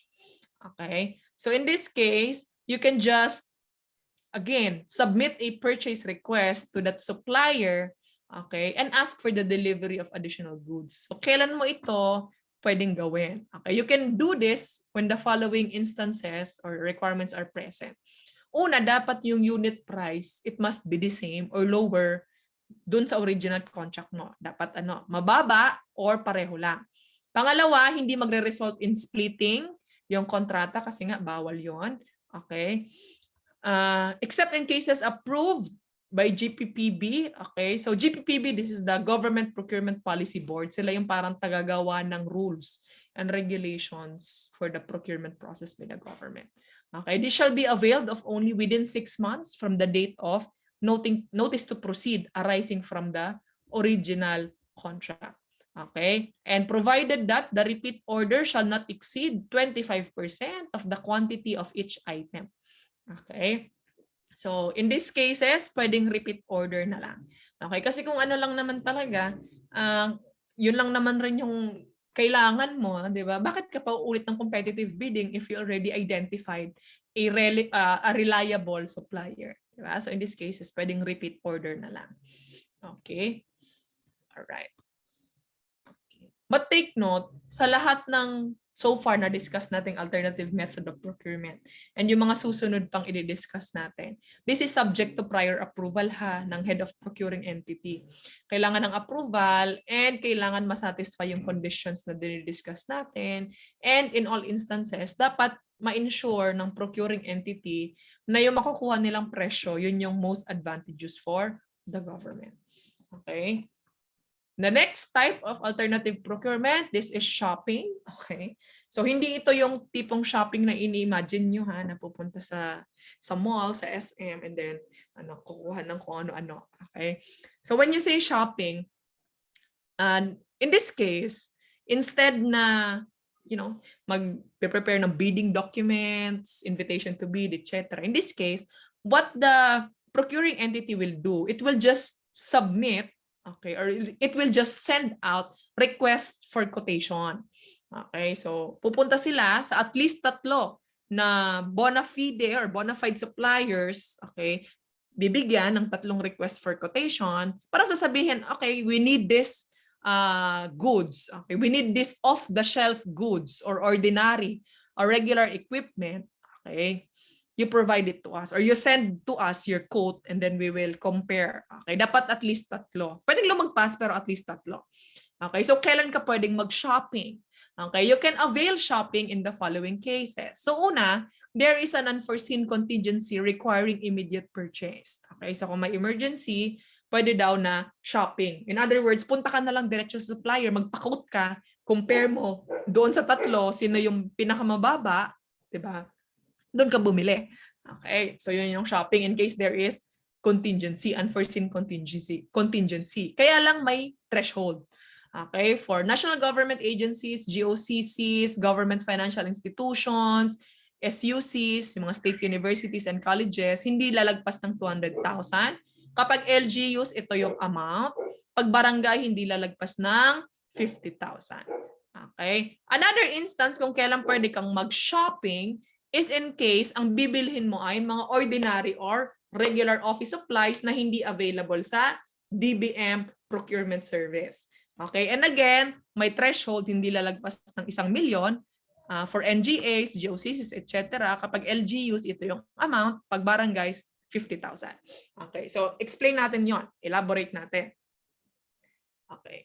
In pursuance to letter of instruction number 755, okay, ginawa ang DBM procurement service. So para sa mga nakapanood nung senatorial investigations, di ba?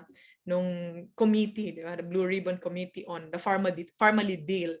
Baka na-encounter nyo yung DBM Procurement Service, di ba? Doon nagtatrabaho si Christopher Lau, di ba? Yun yung naging issue. So ano ba tong DBM Procurement Service na ito? Okay.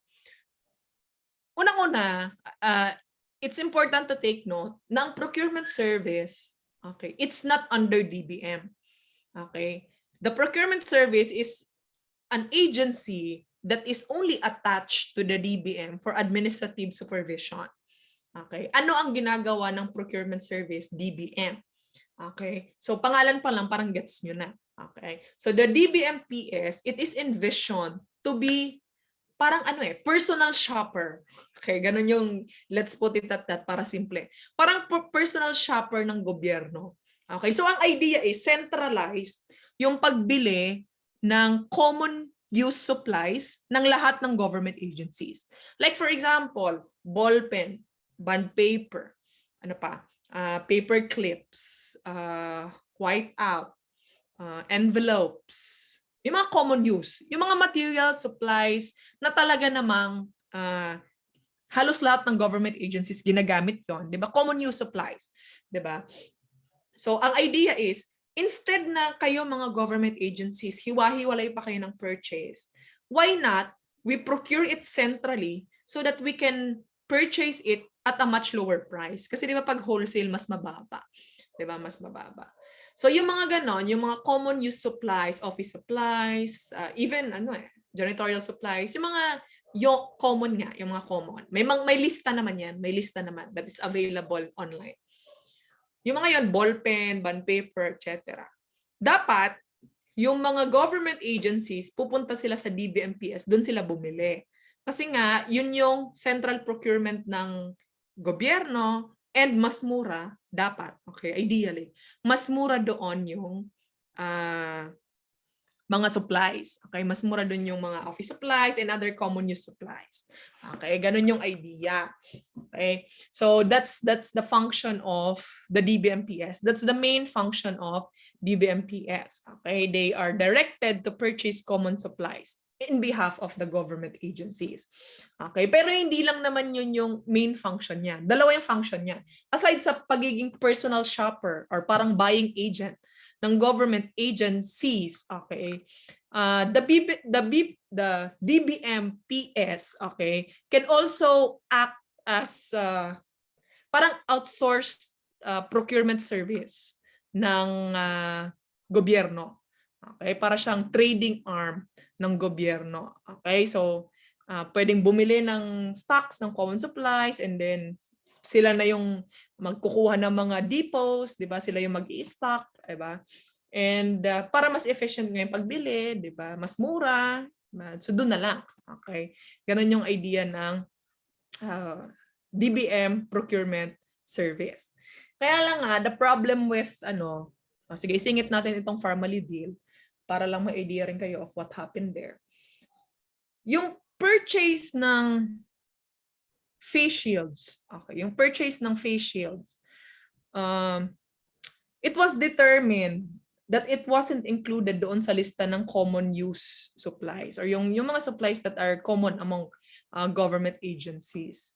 So, dahil hindi siya papasok doon sa common use supplies, hindi sana dapat pinadaan sa sa DBM procurement service. Allowed rin naman 'yon. They can do that by having an agreement with the DBMPS na parang idea is, oy, kayo bumili para sa amin kasi hindi namin kaya bumili. Okay, kayong bumili para sa amin and then deliver nyo na lang, bigay nyo na lang sa amin.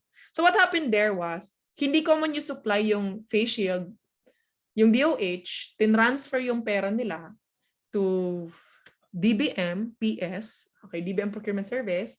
The DBM Procurement Service purchased the face shields, which are not common use supplies, okay, purchased the face shields at 120 pesos per piece at that time. Ang defense naman nung DBMPS, limited yung stock by that time. Okay, whatsoever. So 120 pesos per face shield. Okay, ngayon nabibili mo ata yun ng 5 piso, di ba? Ng 10. Okay. So 120 pesos. So ganun yung idea natin. Binigyan ka ng pera ng DOH or DBMPS, bilan mo kami ng face shield kasi hindi namin kaya. Hindi namin kaya na masyadong mabigat. So kayo na lang mag-undertake ng procurement process for us. Okay? Kaya lang, ang problema is, nung i-deliver na ng DBM Procurement Service kay DOH, yung presyo na ng face shield, 124 pesos. So may patong na 4 pesos per face shield. Yun yung kini-question nila Senator Drilon, nila Senator Dick Gordon. So, bakit pera nyo yun eh? Diba? Parang ang idea is pinabili nyo lang si DBM Procurement Service, pero nung binalik sa inyo, may patong na palang 4 na piso. Di ba? So parang double payment. Yan yung nababasa nyo sa article. Parang double payment. Parang nagbayad ka na nga kasi nagpabili ka lang naman. Tapos nung binilhan ka, may patong pang 4 pesos. And the next question that arose was, hindi nyo ba kaya DOH as an agency to undertake the procurement process? And of course, the allegation that it was overpriced. Okay, so ganun yung mga issues. But again, it's still undergoing investigation. So ganun yung issues na lumabas. Okay, so yun yung DBM Procurement Service. So ang idea niya is central procurement agent. Diba? Siya yung bibili on behalf of government agencies. Yung government agencies sa kanya bibili ng mga common supplies. Ang shopping, pwede mong gawin kung wala doon sa DBM. Like for example, may bibilhin akong printer, wala naman sa DBM. Pero hindi naman lalagpas ng 1 milyon. Shopping tayo. Or may bibilhin tayong office supply, wala naman sa DBM, shopping tayo. Okay, so ganun yung idea ng shopping. As long as hindi lalagpas ng 1 milyon. Therefore, kapag lumagpas ng 1 milyon, mag-competitive bidding ka na. Okay, so ganun yung idea ng shopping. Okay, and the DBM Procurement Service. Okay, so ayun. Yun ang shopping. Again, ang important lang dyan, magsisend lang tayo ng request for quotation sa mga suppliers na may qualifications naman. Okay? So kahit shopping ito, kailangan registered sila sa PhilCheps. Okay? So that's the first, that's the next one. Okay? And then we have negotiated procurement. Okay, what is negotiated procurement? Ito yung ginawa ng ito rin yung isa sa mga ginawa rin ng DOH, okay, for the purchase of the necessary supplies for the COVID response. Okay, so what is negotiated procurement in the first place? So when you say negotiated procurement, this is a method of procurement of goods, infra, and consulting service whereby the procuring entity directly negotiates a contract with a technically, legally, and financially capable supplier, contractor, or consultant. Okay, hand-pick. Okay, direkta na tayo. Okay, wala nang bidding, tayo na lang mag-usap. Kailan yun pwede mangyari? Okay, in two instances. Una, kapag may two failed bidding. So if you can remember, finlash ko na yun kanina. Pag nag-fail yung unang bidding, walang bidder or walang nag-qualify, uulit. Second round. Pag yung second round failed pa rin, pwede ka nang mag-negotiated procurement. Okay? So pwede ka na lang maki-directly negotiate with a technically, legally, and financially capable contractor or supplier. Pangalawang instance, emergency case. Okay? So emergency cases in case of imminent danger to life or property when time is of the essence. Other causes where immediate action is necessary. Okay? So dito rin pinasok yung emergency case for the COVID response. So yung negotiated procurement, it may, as emergency case, it may now be applied sa pag-release ng real property or venue for quarantine facilities, evacuation sites, etc. Kasi may emergency naman. Talagang dineclare tayo na under status of health emergency. Okay, so paano ang mangyayari kapag may emergency case and magne-negotiated procurement tayo? What will happen? So, kapag merong emergency procurement, emergency nga di ba? It's unforeseen, di ba? And sabi ko sa inyo kanina, bago ka actually mag-procure ng kahit ano, dapat nakalagay yan doon sa annual procurement plan mo. Dapat na plano mo yan, dapat nakalista yan doon. Eh kung emergency, syempre wala yan, di ba? So, kung emergency, the first thing that will be done is to amend the annual procurement plan para ma-include yung ipapurchase. Okay? So, i-approve ng HOPE, ng Head of Procuring Entity. Kapag in-approve niya yung amended annual procurement plan, the HOPE effectively confirms the existence of the grounds for emergency procurement. Okay? So, hindi na kailangan ng prior approval or written confirmation for the contract. Okay? So, kapag na-amend na yung annual procurement plan, since negotiated procurement ito, what can happen is that the BAC or the end user unit of the appropriate bureau, committee, or procuring unit, okay, as authorized by the HOPE, they can directly negotiate with a legally, technically, and financially capable supplier, contractor, or consultant. Kasi nga emergency. Okay? Ang ano dito, ang important thing na gusto kong i-highlight, dapat legally, technically, and financially capable supplier, contractor, or consultant. In other words, hindi pwedeng basta-basta na, ay, ano to, parang okay. Yeah. Dapat ma-satisfy mo ito. Kahit direct kayo nagne-negotiate, dapat legally, technically, and financially capable. Diba? So, kahit i-justify, let's say for example, dun sa issue ng Pharmaly, emergency kailangan na talaga ng face mask, alcohol, etc. The question that will arise, based on the audited financials of Pharmaly, being a new, diba? A new corporation with only 625,000 in capital, and I think there are no previous contracts of similar amount. Di ba? Billions yung binigay. Billions yung binigay. But there was no similar, di ba, completed contracts in the past that can even come close doon sa amount na in-award. Di ba? Billion Tapos ganito yung FS mo, 625,000 capital lang, tapos hindi pa masyadong experience na korporasyon. Diba? While we can agree, oo, emergency procurement yan, talagang kailangan mabilis. Diba? Kung sino makaka-deliver, yes, we agree to that. Kasi kailangan talagang mabilis yung procurement. Kaya lang the law itself requires na dapat legally, technically, and financially capable yung supplier. Diba? Kailangan mo pa rin i-check kasi hindi naman pwedeng kung sino lang yung kaya makadeliver na mabilis, yun na agad. Diba? Kailangan mo pa rin i-ensure that the contract that you will enter into is the most advantageous for the government. Okay? That's the bottom line. Okay? So that's for emergency procurement. Okay? What else? Okay? So, pag naka-determine na ng legally, technically, and financially capable supplier, manufacturer, etc., i-recommend na ng BAC or end user kay HOPE yung award ng contract. Okay?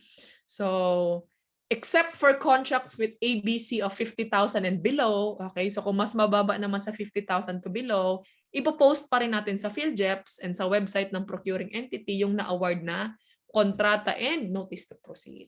Okay, kasi kung masyado namang mababa.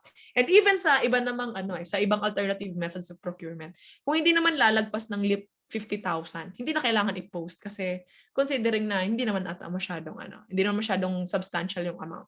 Okay? So even in alternative methods of procurement as long as mas mataas sa 50,000 piso yung amount ng budget ng kontrata, post mo sa PhilJeps, okay? And sa website mo and sa bulletin board ng government agency para inform rin yung public.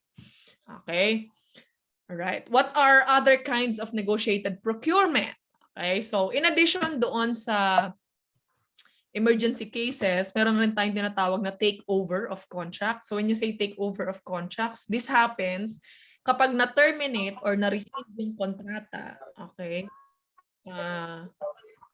and kailangan ng action. Okay. Sorry. Marami pa. Please.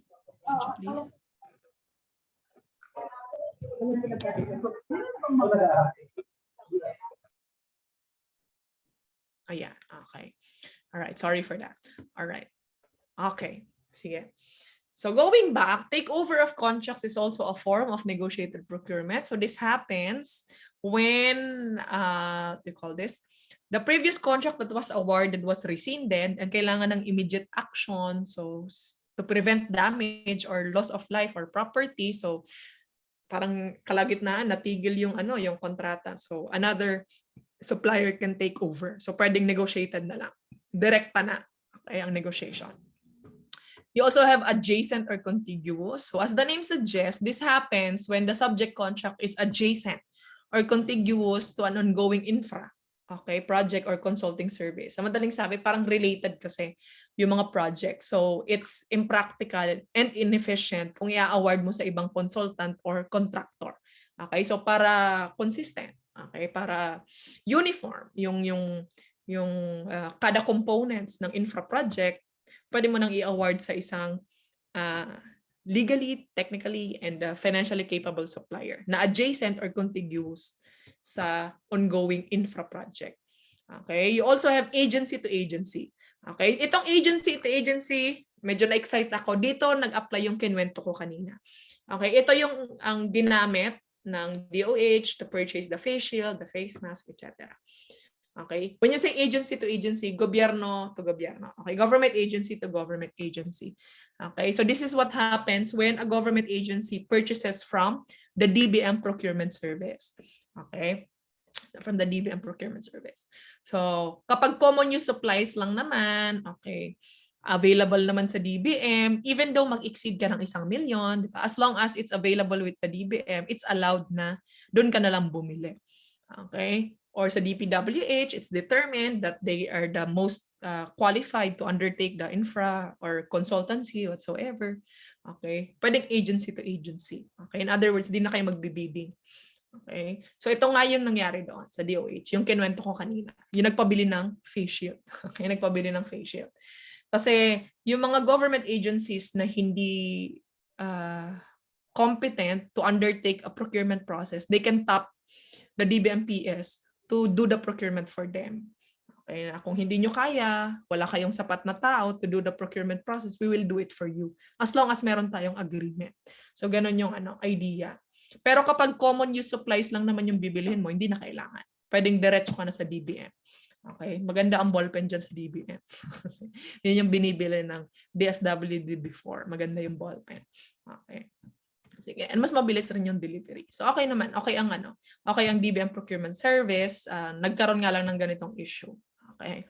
Because of allegations of overpricing and irregular procurement process. Okay, you also have scientific, scholarly or artistic work, exclusive technology and media services. Well, considering the nature, so pwedeng diretso na. You also have highly technical consultants and in case of defense cooperation agreement. So medyo specialized, 'di ba? So kailangan direct negotiation na lang. Okay? Another kind of negotiated procurement is yung tinatawag nating small value procurement. Okay? Yung small value procurement parang similar sa shopping. Okay? Parang similar sa shopping. Ang difference lang, sa shopping, di ba, you will undertake that first in case of emergency cases, tapos yung threshold hindi na lagpasan, Pangalawa, kung hindi available yung office supplies or yung regular supplies with the DBM procurement service, mag-shopping ka. When you say shopping, padala ka na lang ng request for quotation sa 3 suppliers, at least 3 suppliers of known qualifications. Kunin mo yung pinakamababa, yun yung awardan mo ng kontrata. Ang small value procurement, parang ganon. Okay? Ang small value procurement, instead na goods, okay? Pag hindi goods ang bibilhin, hindi covered ng shopping na goods or infra, hindi consulting service, and yung amount, hindi lalagpas sa mga amount na nakikita nyo sa screen. 1,000,000, ito for LGUs, for barangays, 50,000, okay? Mag-small value procurement ka. So, pwedeng padala ka na lang ulit ng request for quotation, okay, sa 3 suppliers, pwedeng i-post mo rin sa PhilJeps, kuha ka ng 3 quotation, at least 3, okay? Or kahit nga isa lang ang matanggap mo na quotation for small value procurement, you can proceed with the evaluation and then i-award. Okay? So in other words, lahat ng procurement na hindi pwedeng pumasok sa shopping kasi hindi naman goods yung bibilhin mo. Pwedeng let's say catering. Okay, catering yung bibilhin ko, ang amount is below 1 million. Since below 1 million, hindi ako magbibidding. Okay, below 1 million, hindi ako magbibidding. Ang pwede kong gawin, padala ko ng RFQ sa mga suppliers of known qualifications, post ko sa PhilJeps, di ba? Makakuha lang ako ng isa, okay, na qualified naman, pwede ko nang i-award. Di ba? Mas mabilis, mas mabilis. Okay? So, ganun yung small value procurement. Okay? Kaya nga, small value. Okay? So, you can actually conclude for national government agencies, GOCCs, government financial institutions, SUCs, and autonomous regional government, kapag lumagpas ng 1 million, saka magbibidding. Pag below 1 million, hindi. Okay? That's the general rule, subject to exceptions. Okay? So, and then finally, you have lease of real property and venue for official use, okay, by the government. In case of NGO participation, okay, community participation, UN, okay, ang involved, or bibili ka ng petroleum, fuel, oil, and lubricant and airline tickets. Alangan naman kasi, okay, wala nang gasolina yung government vehicle, di ba? Alangan pabidding ka pa, di ba? Alangan naman magpadala ka pa ng request for quotations na 3, hindi na nga umaandar, wala nang gasolina. So pwedeng gano'n na lang. Okay, sa direct na lang, direct, or even for airline tickets. But I think the DBM PS is also selling airline tickets now. So pwede ka na doon bumili ng airline tickets. Okay. And pati ata vehicle, nagbebenta na ang DBM procurement. So pwedeng doon ka na lang bumili. Okay. Kasi kung available naman and mas mura, di ba, mas practical yung pagbili sa DBM PS, doon ka na lang. Okay. Yung problema lang nga rin nung bumili ng sandamakmak na face shields and face mask yung DBM PS, I think initially they purchased it for 27 pesos a piece. 27 pesos sa isang face mask. So government agencies, well, of course, they want to purchase at the most, at the lowest price if possible. Diba? So yung 27 pesos a piece, ang mahal na talaga noon if i-compare it now. So yung iba daw nag-expire kasi walang bumibili. Mahal mahal. 27 pesos. Ngayon ata nakakabili ka na ng 50 pesos isang box na. So, mas mura naman talaga. Okay? So, those are the negotiated procurements and actually the alternative methods of procurement. That's the last part of my discussion for alternative methods of procurement. So, for alternative methods of procurement, okay, again, there are processes in the bidding process that are already dispensed with. So, of course, it's more efficient, it's more economical, it's faster, diba? It delivers the goods or services that are required by the procuring entity faster than undergoing the bidding process. And in alternative methods of procurement, you can dispense with the advertisement in newspaper and posting requirement. Okay, subject of course to exceptions. Kung more than 50,000 yung amount, post mo pa rin sa PhilJeps. Okay. Okay, so in those cases, in this alternative methods of procurement, as long as ma-meet mo yung conditions na pwede mo tong gawin, di ba? Hindi mo na kailangan mag-undergo doon sa competitive bidding.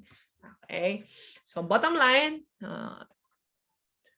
procurement process in the government, while it may look difficult as you see the process, di ba? Parang ang haba.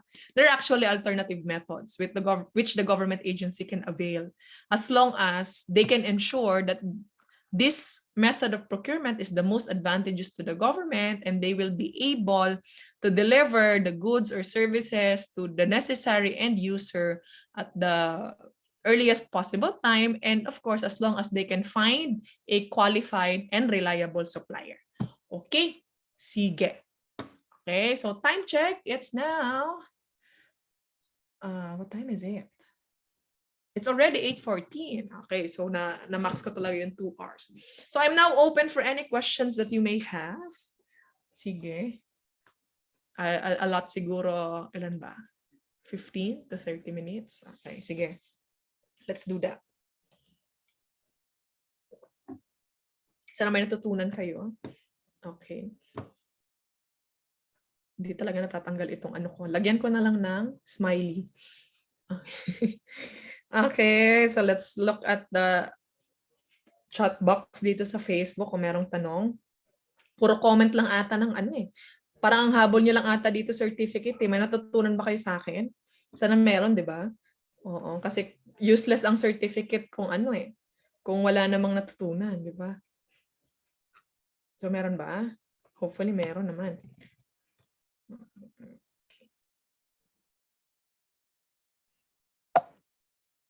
Okay, sige. I will wait for 15 minutes to entertain some questions.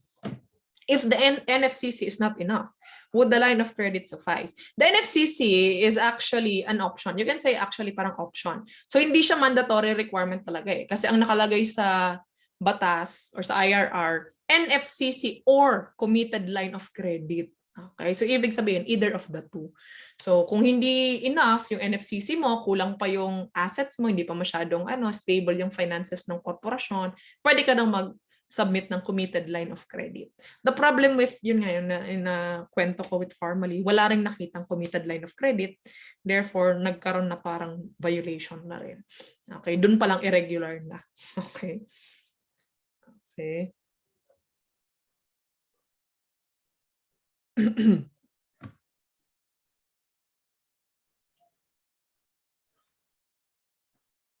Having the methods presented sa procurement, which is more better, the competitive bidding or alternative method? It really depends eh, kung ano yung bibilhin mo. You cannot really compare kung mas maganda yung competitive bidding, mas maganda yung alternative method. Kasi kung ang laki ng amount, di ba? It's substantial, let's say billions, yung i-award na kontrata. For me, it's better that you avail of the competitive bidding kasi ang laki ng amount eh.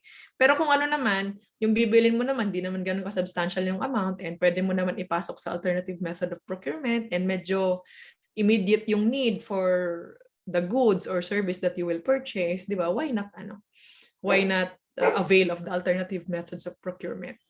Good evening, attorney. Kailangan pa po ba ng back reso for the use of alternative method for 50K below? Kailangan pa rin ng back reso. Every time that the back avails of alternative methods of procurement, gagawa ang back secretariat ng reso na ito yung i-avail namin na alternative method of procurement. Attorney, as previous back secretariat, ask ko lang po, mahirap po ba maka-enter sa system ng PhilJobs para po makapag-post? Ay, oo. Sometimes it's really difficult. Hindi ko na alam ngayon matagal-tagal na rin ako hindi nakagamit ng PhilJobs website. Pero dati pahirapan. Lagi siyang down. minsan di ka makapag-post. Tapos nagiging problema pa sometimes na akala mo naka-post na, yung pala hindi pa. Tapos pag chinek ng COA, wala palang posting, automatic disallowance, yung mga ganon. So medyo mahirap. Hindi ko alam ngayon baka na-improve na yung system. I'm really not sure. Sana oo na. Tapos yung PhilJobs registration ng suppliers,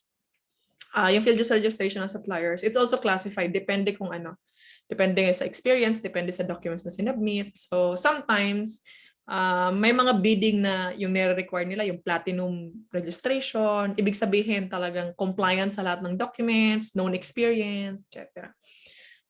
Okay. Kailan po dapat gamitin ng RFQ? Well, yung RFQ, you can use that for small value procurement and shopping. Yan. Kasi pwedeng ipadala mo na lang sa supplier or you can just post it sa PhilJobs and then mag-antay ka na may magsabit ng quotation.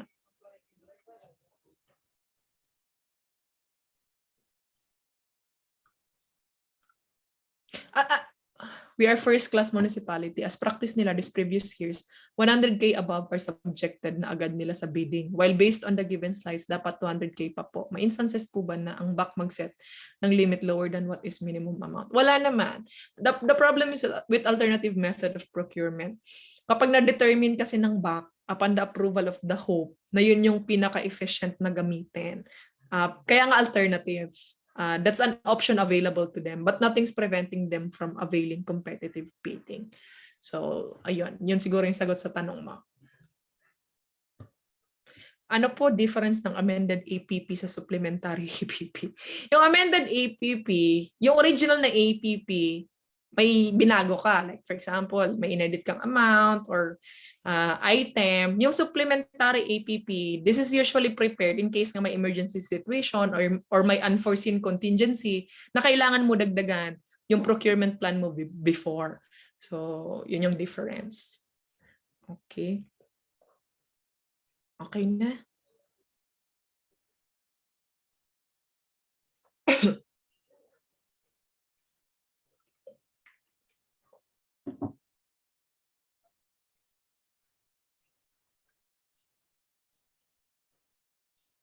And then, tingnan hanap tayo dito.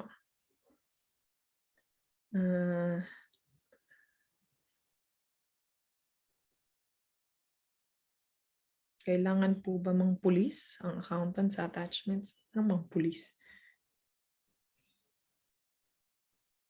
If your agency wants to undergo public bidding on land title school. Anong land titling of school? What do you mean? Maghahanap kayo ng parang service nung magpapatitulo? Ganun ba? Hindi ko na tong question ni Medj. Paano po ma-consider na splitting ang isang transaction? Case-to-case basis kasi yung splitting ng transaction eh. Ang kailangan mo lang talaga tingnan dito is yung parang yung intention, yung pag-circumvent doon sa requirement ng competitive bidding. Okay.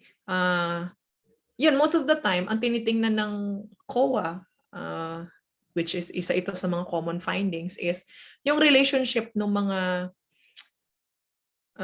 phases or yung mga procurement projects na hinihiwalay-hiwalay.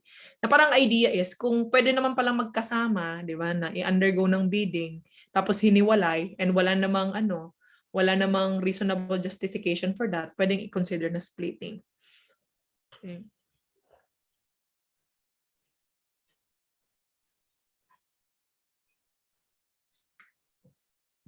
Every time po ba may award, need ng back resolution? Yes.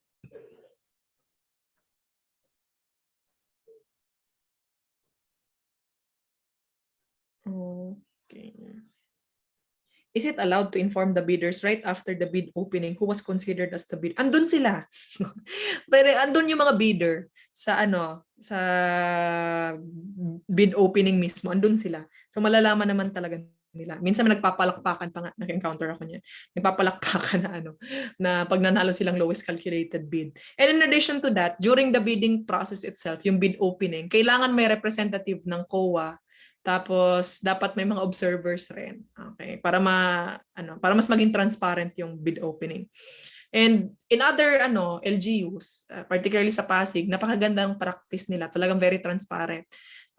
On top of complying with the requirements of RA 9184 na kailangan may representative ng COA, may representative ng private sector if possible, may mga observers, parang inaano pa nila, fini-Facebook live yung kanilang bid opening, di ba? Ang ganda. So talagang very transparent. So ma-determine ng public kung talagang na-comply yung requirements, di ba? Okay. Sige. Kapag hindi na post sa PhilJeps, disallowance. COA. Okay, pag more than 50,000, di mo na post sa PhilJeps, disallowance. Kasi isa yun sa mga requirements. Okay. Di naka-attend ang HOPE ng opening of bids. Hindi naman. As long as may quorum ang BAC. Okay. Basta may quorum ang BAC, majority plus 1 ng kanilang number, pwede mag-proceed ang opening of bids as long as present yung chairperson or vice chairperson. Okay. May newly appointed TWG of BAC pala dito. Ayan. So, do your job ha. Oo, sana mas maging regular ang ating procurement process sa mga government office.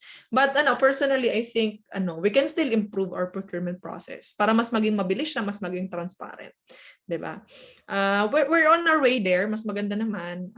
Ngayon, as I have observed, although wala na ako sa government, I can see now with the relevant amendments sa IRR and sa proseso, mas na ngayon, mas efficient. Diba? Hopefully we can develop more improvements para mas streamline yung procedure ng procurement and para mas maging transparent, diba? And para mas maging involved rin yung public kasi pera natin 'yan eh, diba?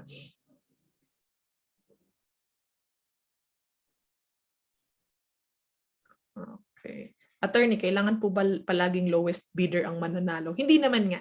Okay. Initially, ganoon. Ganon yung titingnan natin. But again, hindi lang naman yung lowest yung labanan. Kailangan responsive ka rin. Kailangan qualified ka talaga, you are capable. Okay. Hindi naman laging pinakamababa. Okay.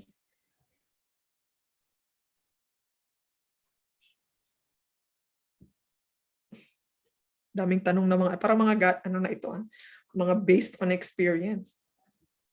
Considered po bang splitting if yung actual amount ng procurement is more than sa ABC? What do you mean? Actual amount ng procurement is more than... Hindi pwedeng lumagpas Kaya nga approved budget of contract. So hindi pwedeng mag-award ka ng contract sa isang bidder na mas mataas sa ABC yung binid. Okay, violation yan. Okay.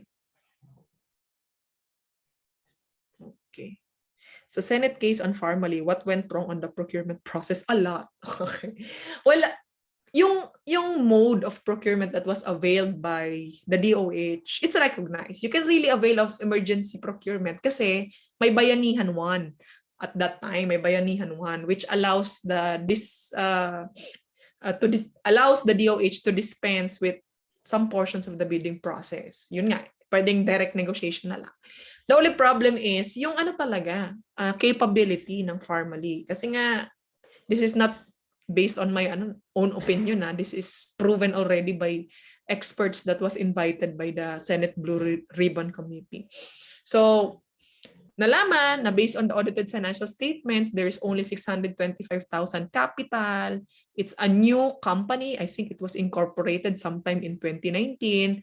But despite the you can say despite the amount of capital of Farmally and despite its finances na hindi pa established, it was able to bag billions of contracts, which puts into question, did the BAC, really ascertain if this supplier is legally, technically qualified? And aside from that, there are also issues with the documents itself. I think isa sa mga officer ng DBMPS testified na while nakapirma siya sa inspection and acceptance report, kasi yung inspection and acceptance report, that's one document that must be executed para ma-check ng procuring entity kung na-deliver lahat. Siyempre, pag na-deliver, check mo. Kahit naman sa private company, ginagawa yan. So sabi, nakandun daw yung pirma niya pero hindi niya naman talaga na-inspect. So isa pa yon. Another thing, meron na na-discover na nakapag-deliver na pero hindi pa actually nabibigyan ng notice to proceed, something like that. So nauna pa yung delivery kaysa doon sa documents, which puts into question, ano ba ito? Talagang predetermined na? Alam na ba nilang silang kukuha? May insider ba? Etc. So yung mga ganon. And of course, the issue of overpricing. Yun na ngayon sinasabi ko rin. While allowed yung agency to agency, sabi ni DOH, TBM, ikaw mag-purchase ng face shields for us. Unang tanong is, hindi ba kayo qualified DOH to undergo the procurement process of these face shields? Kasi considering na kayo nga yung mas may alam siguro, di ba? And malaki kayong agency, you have people to do it.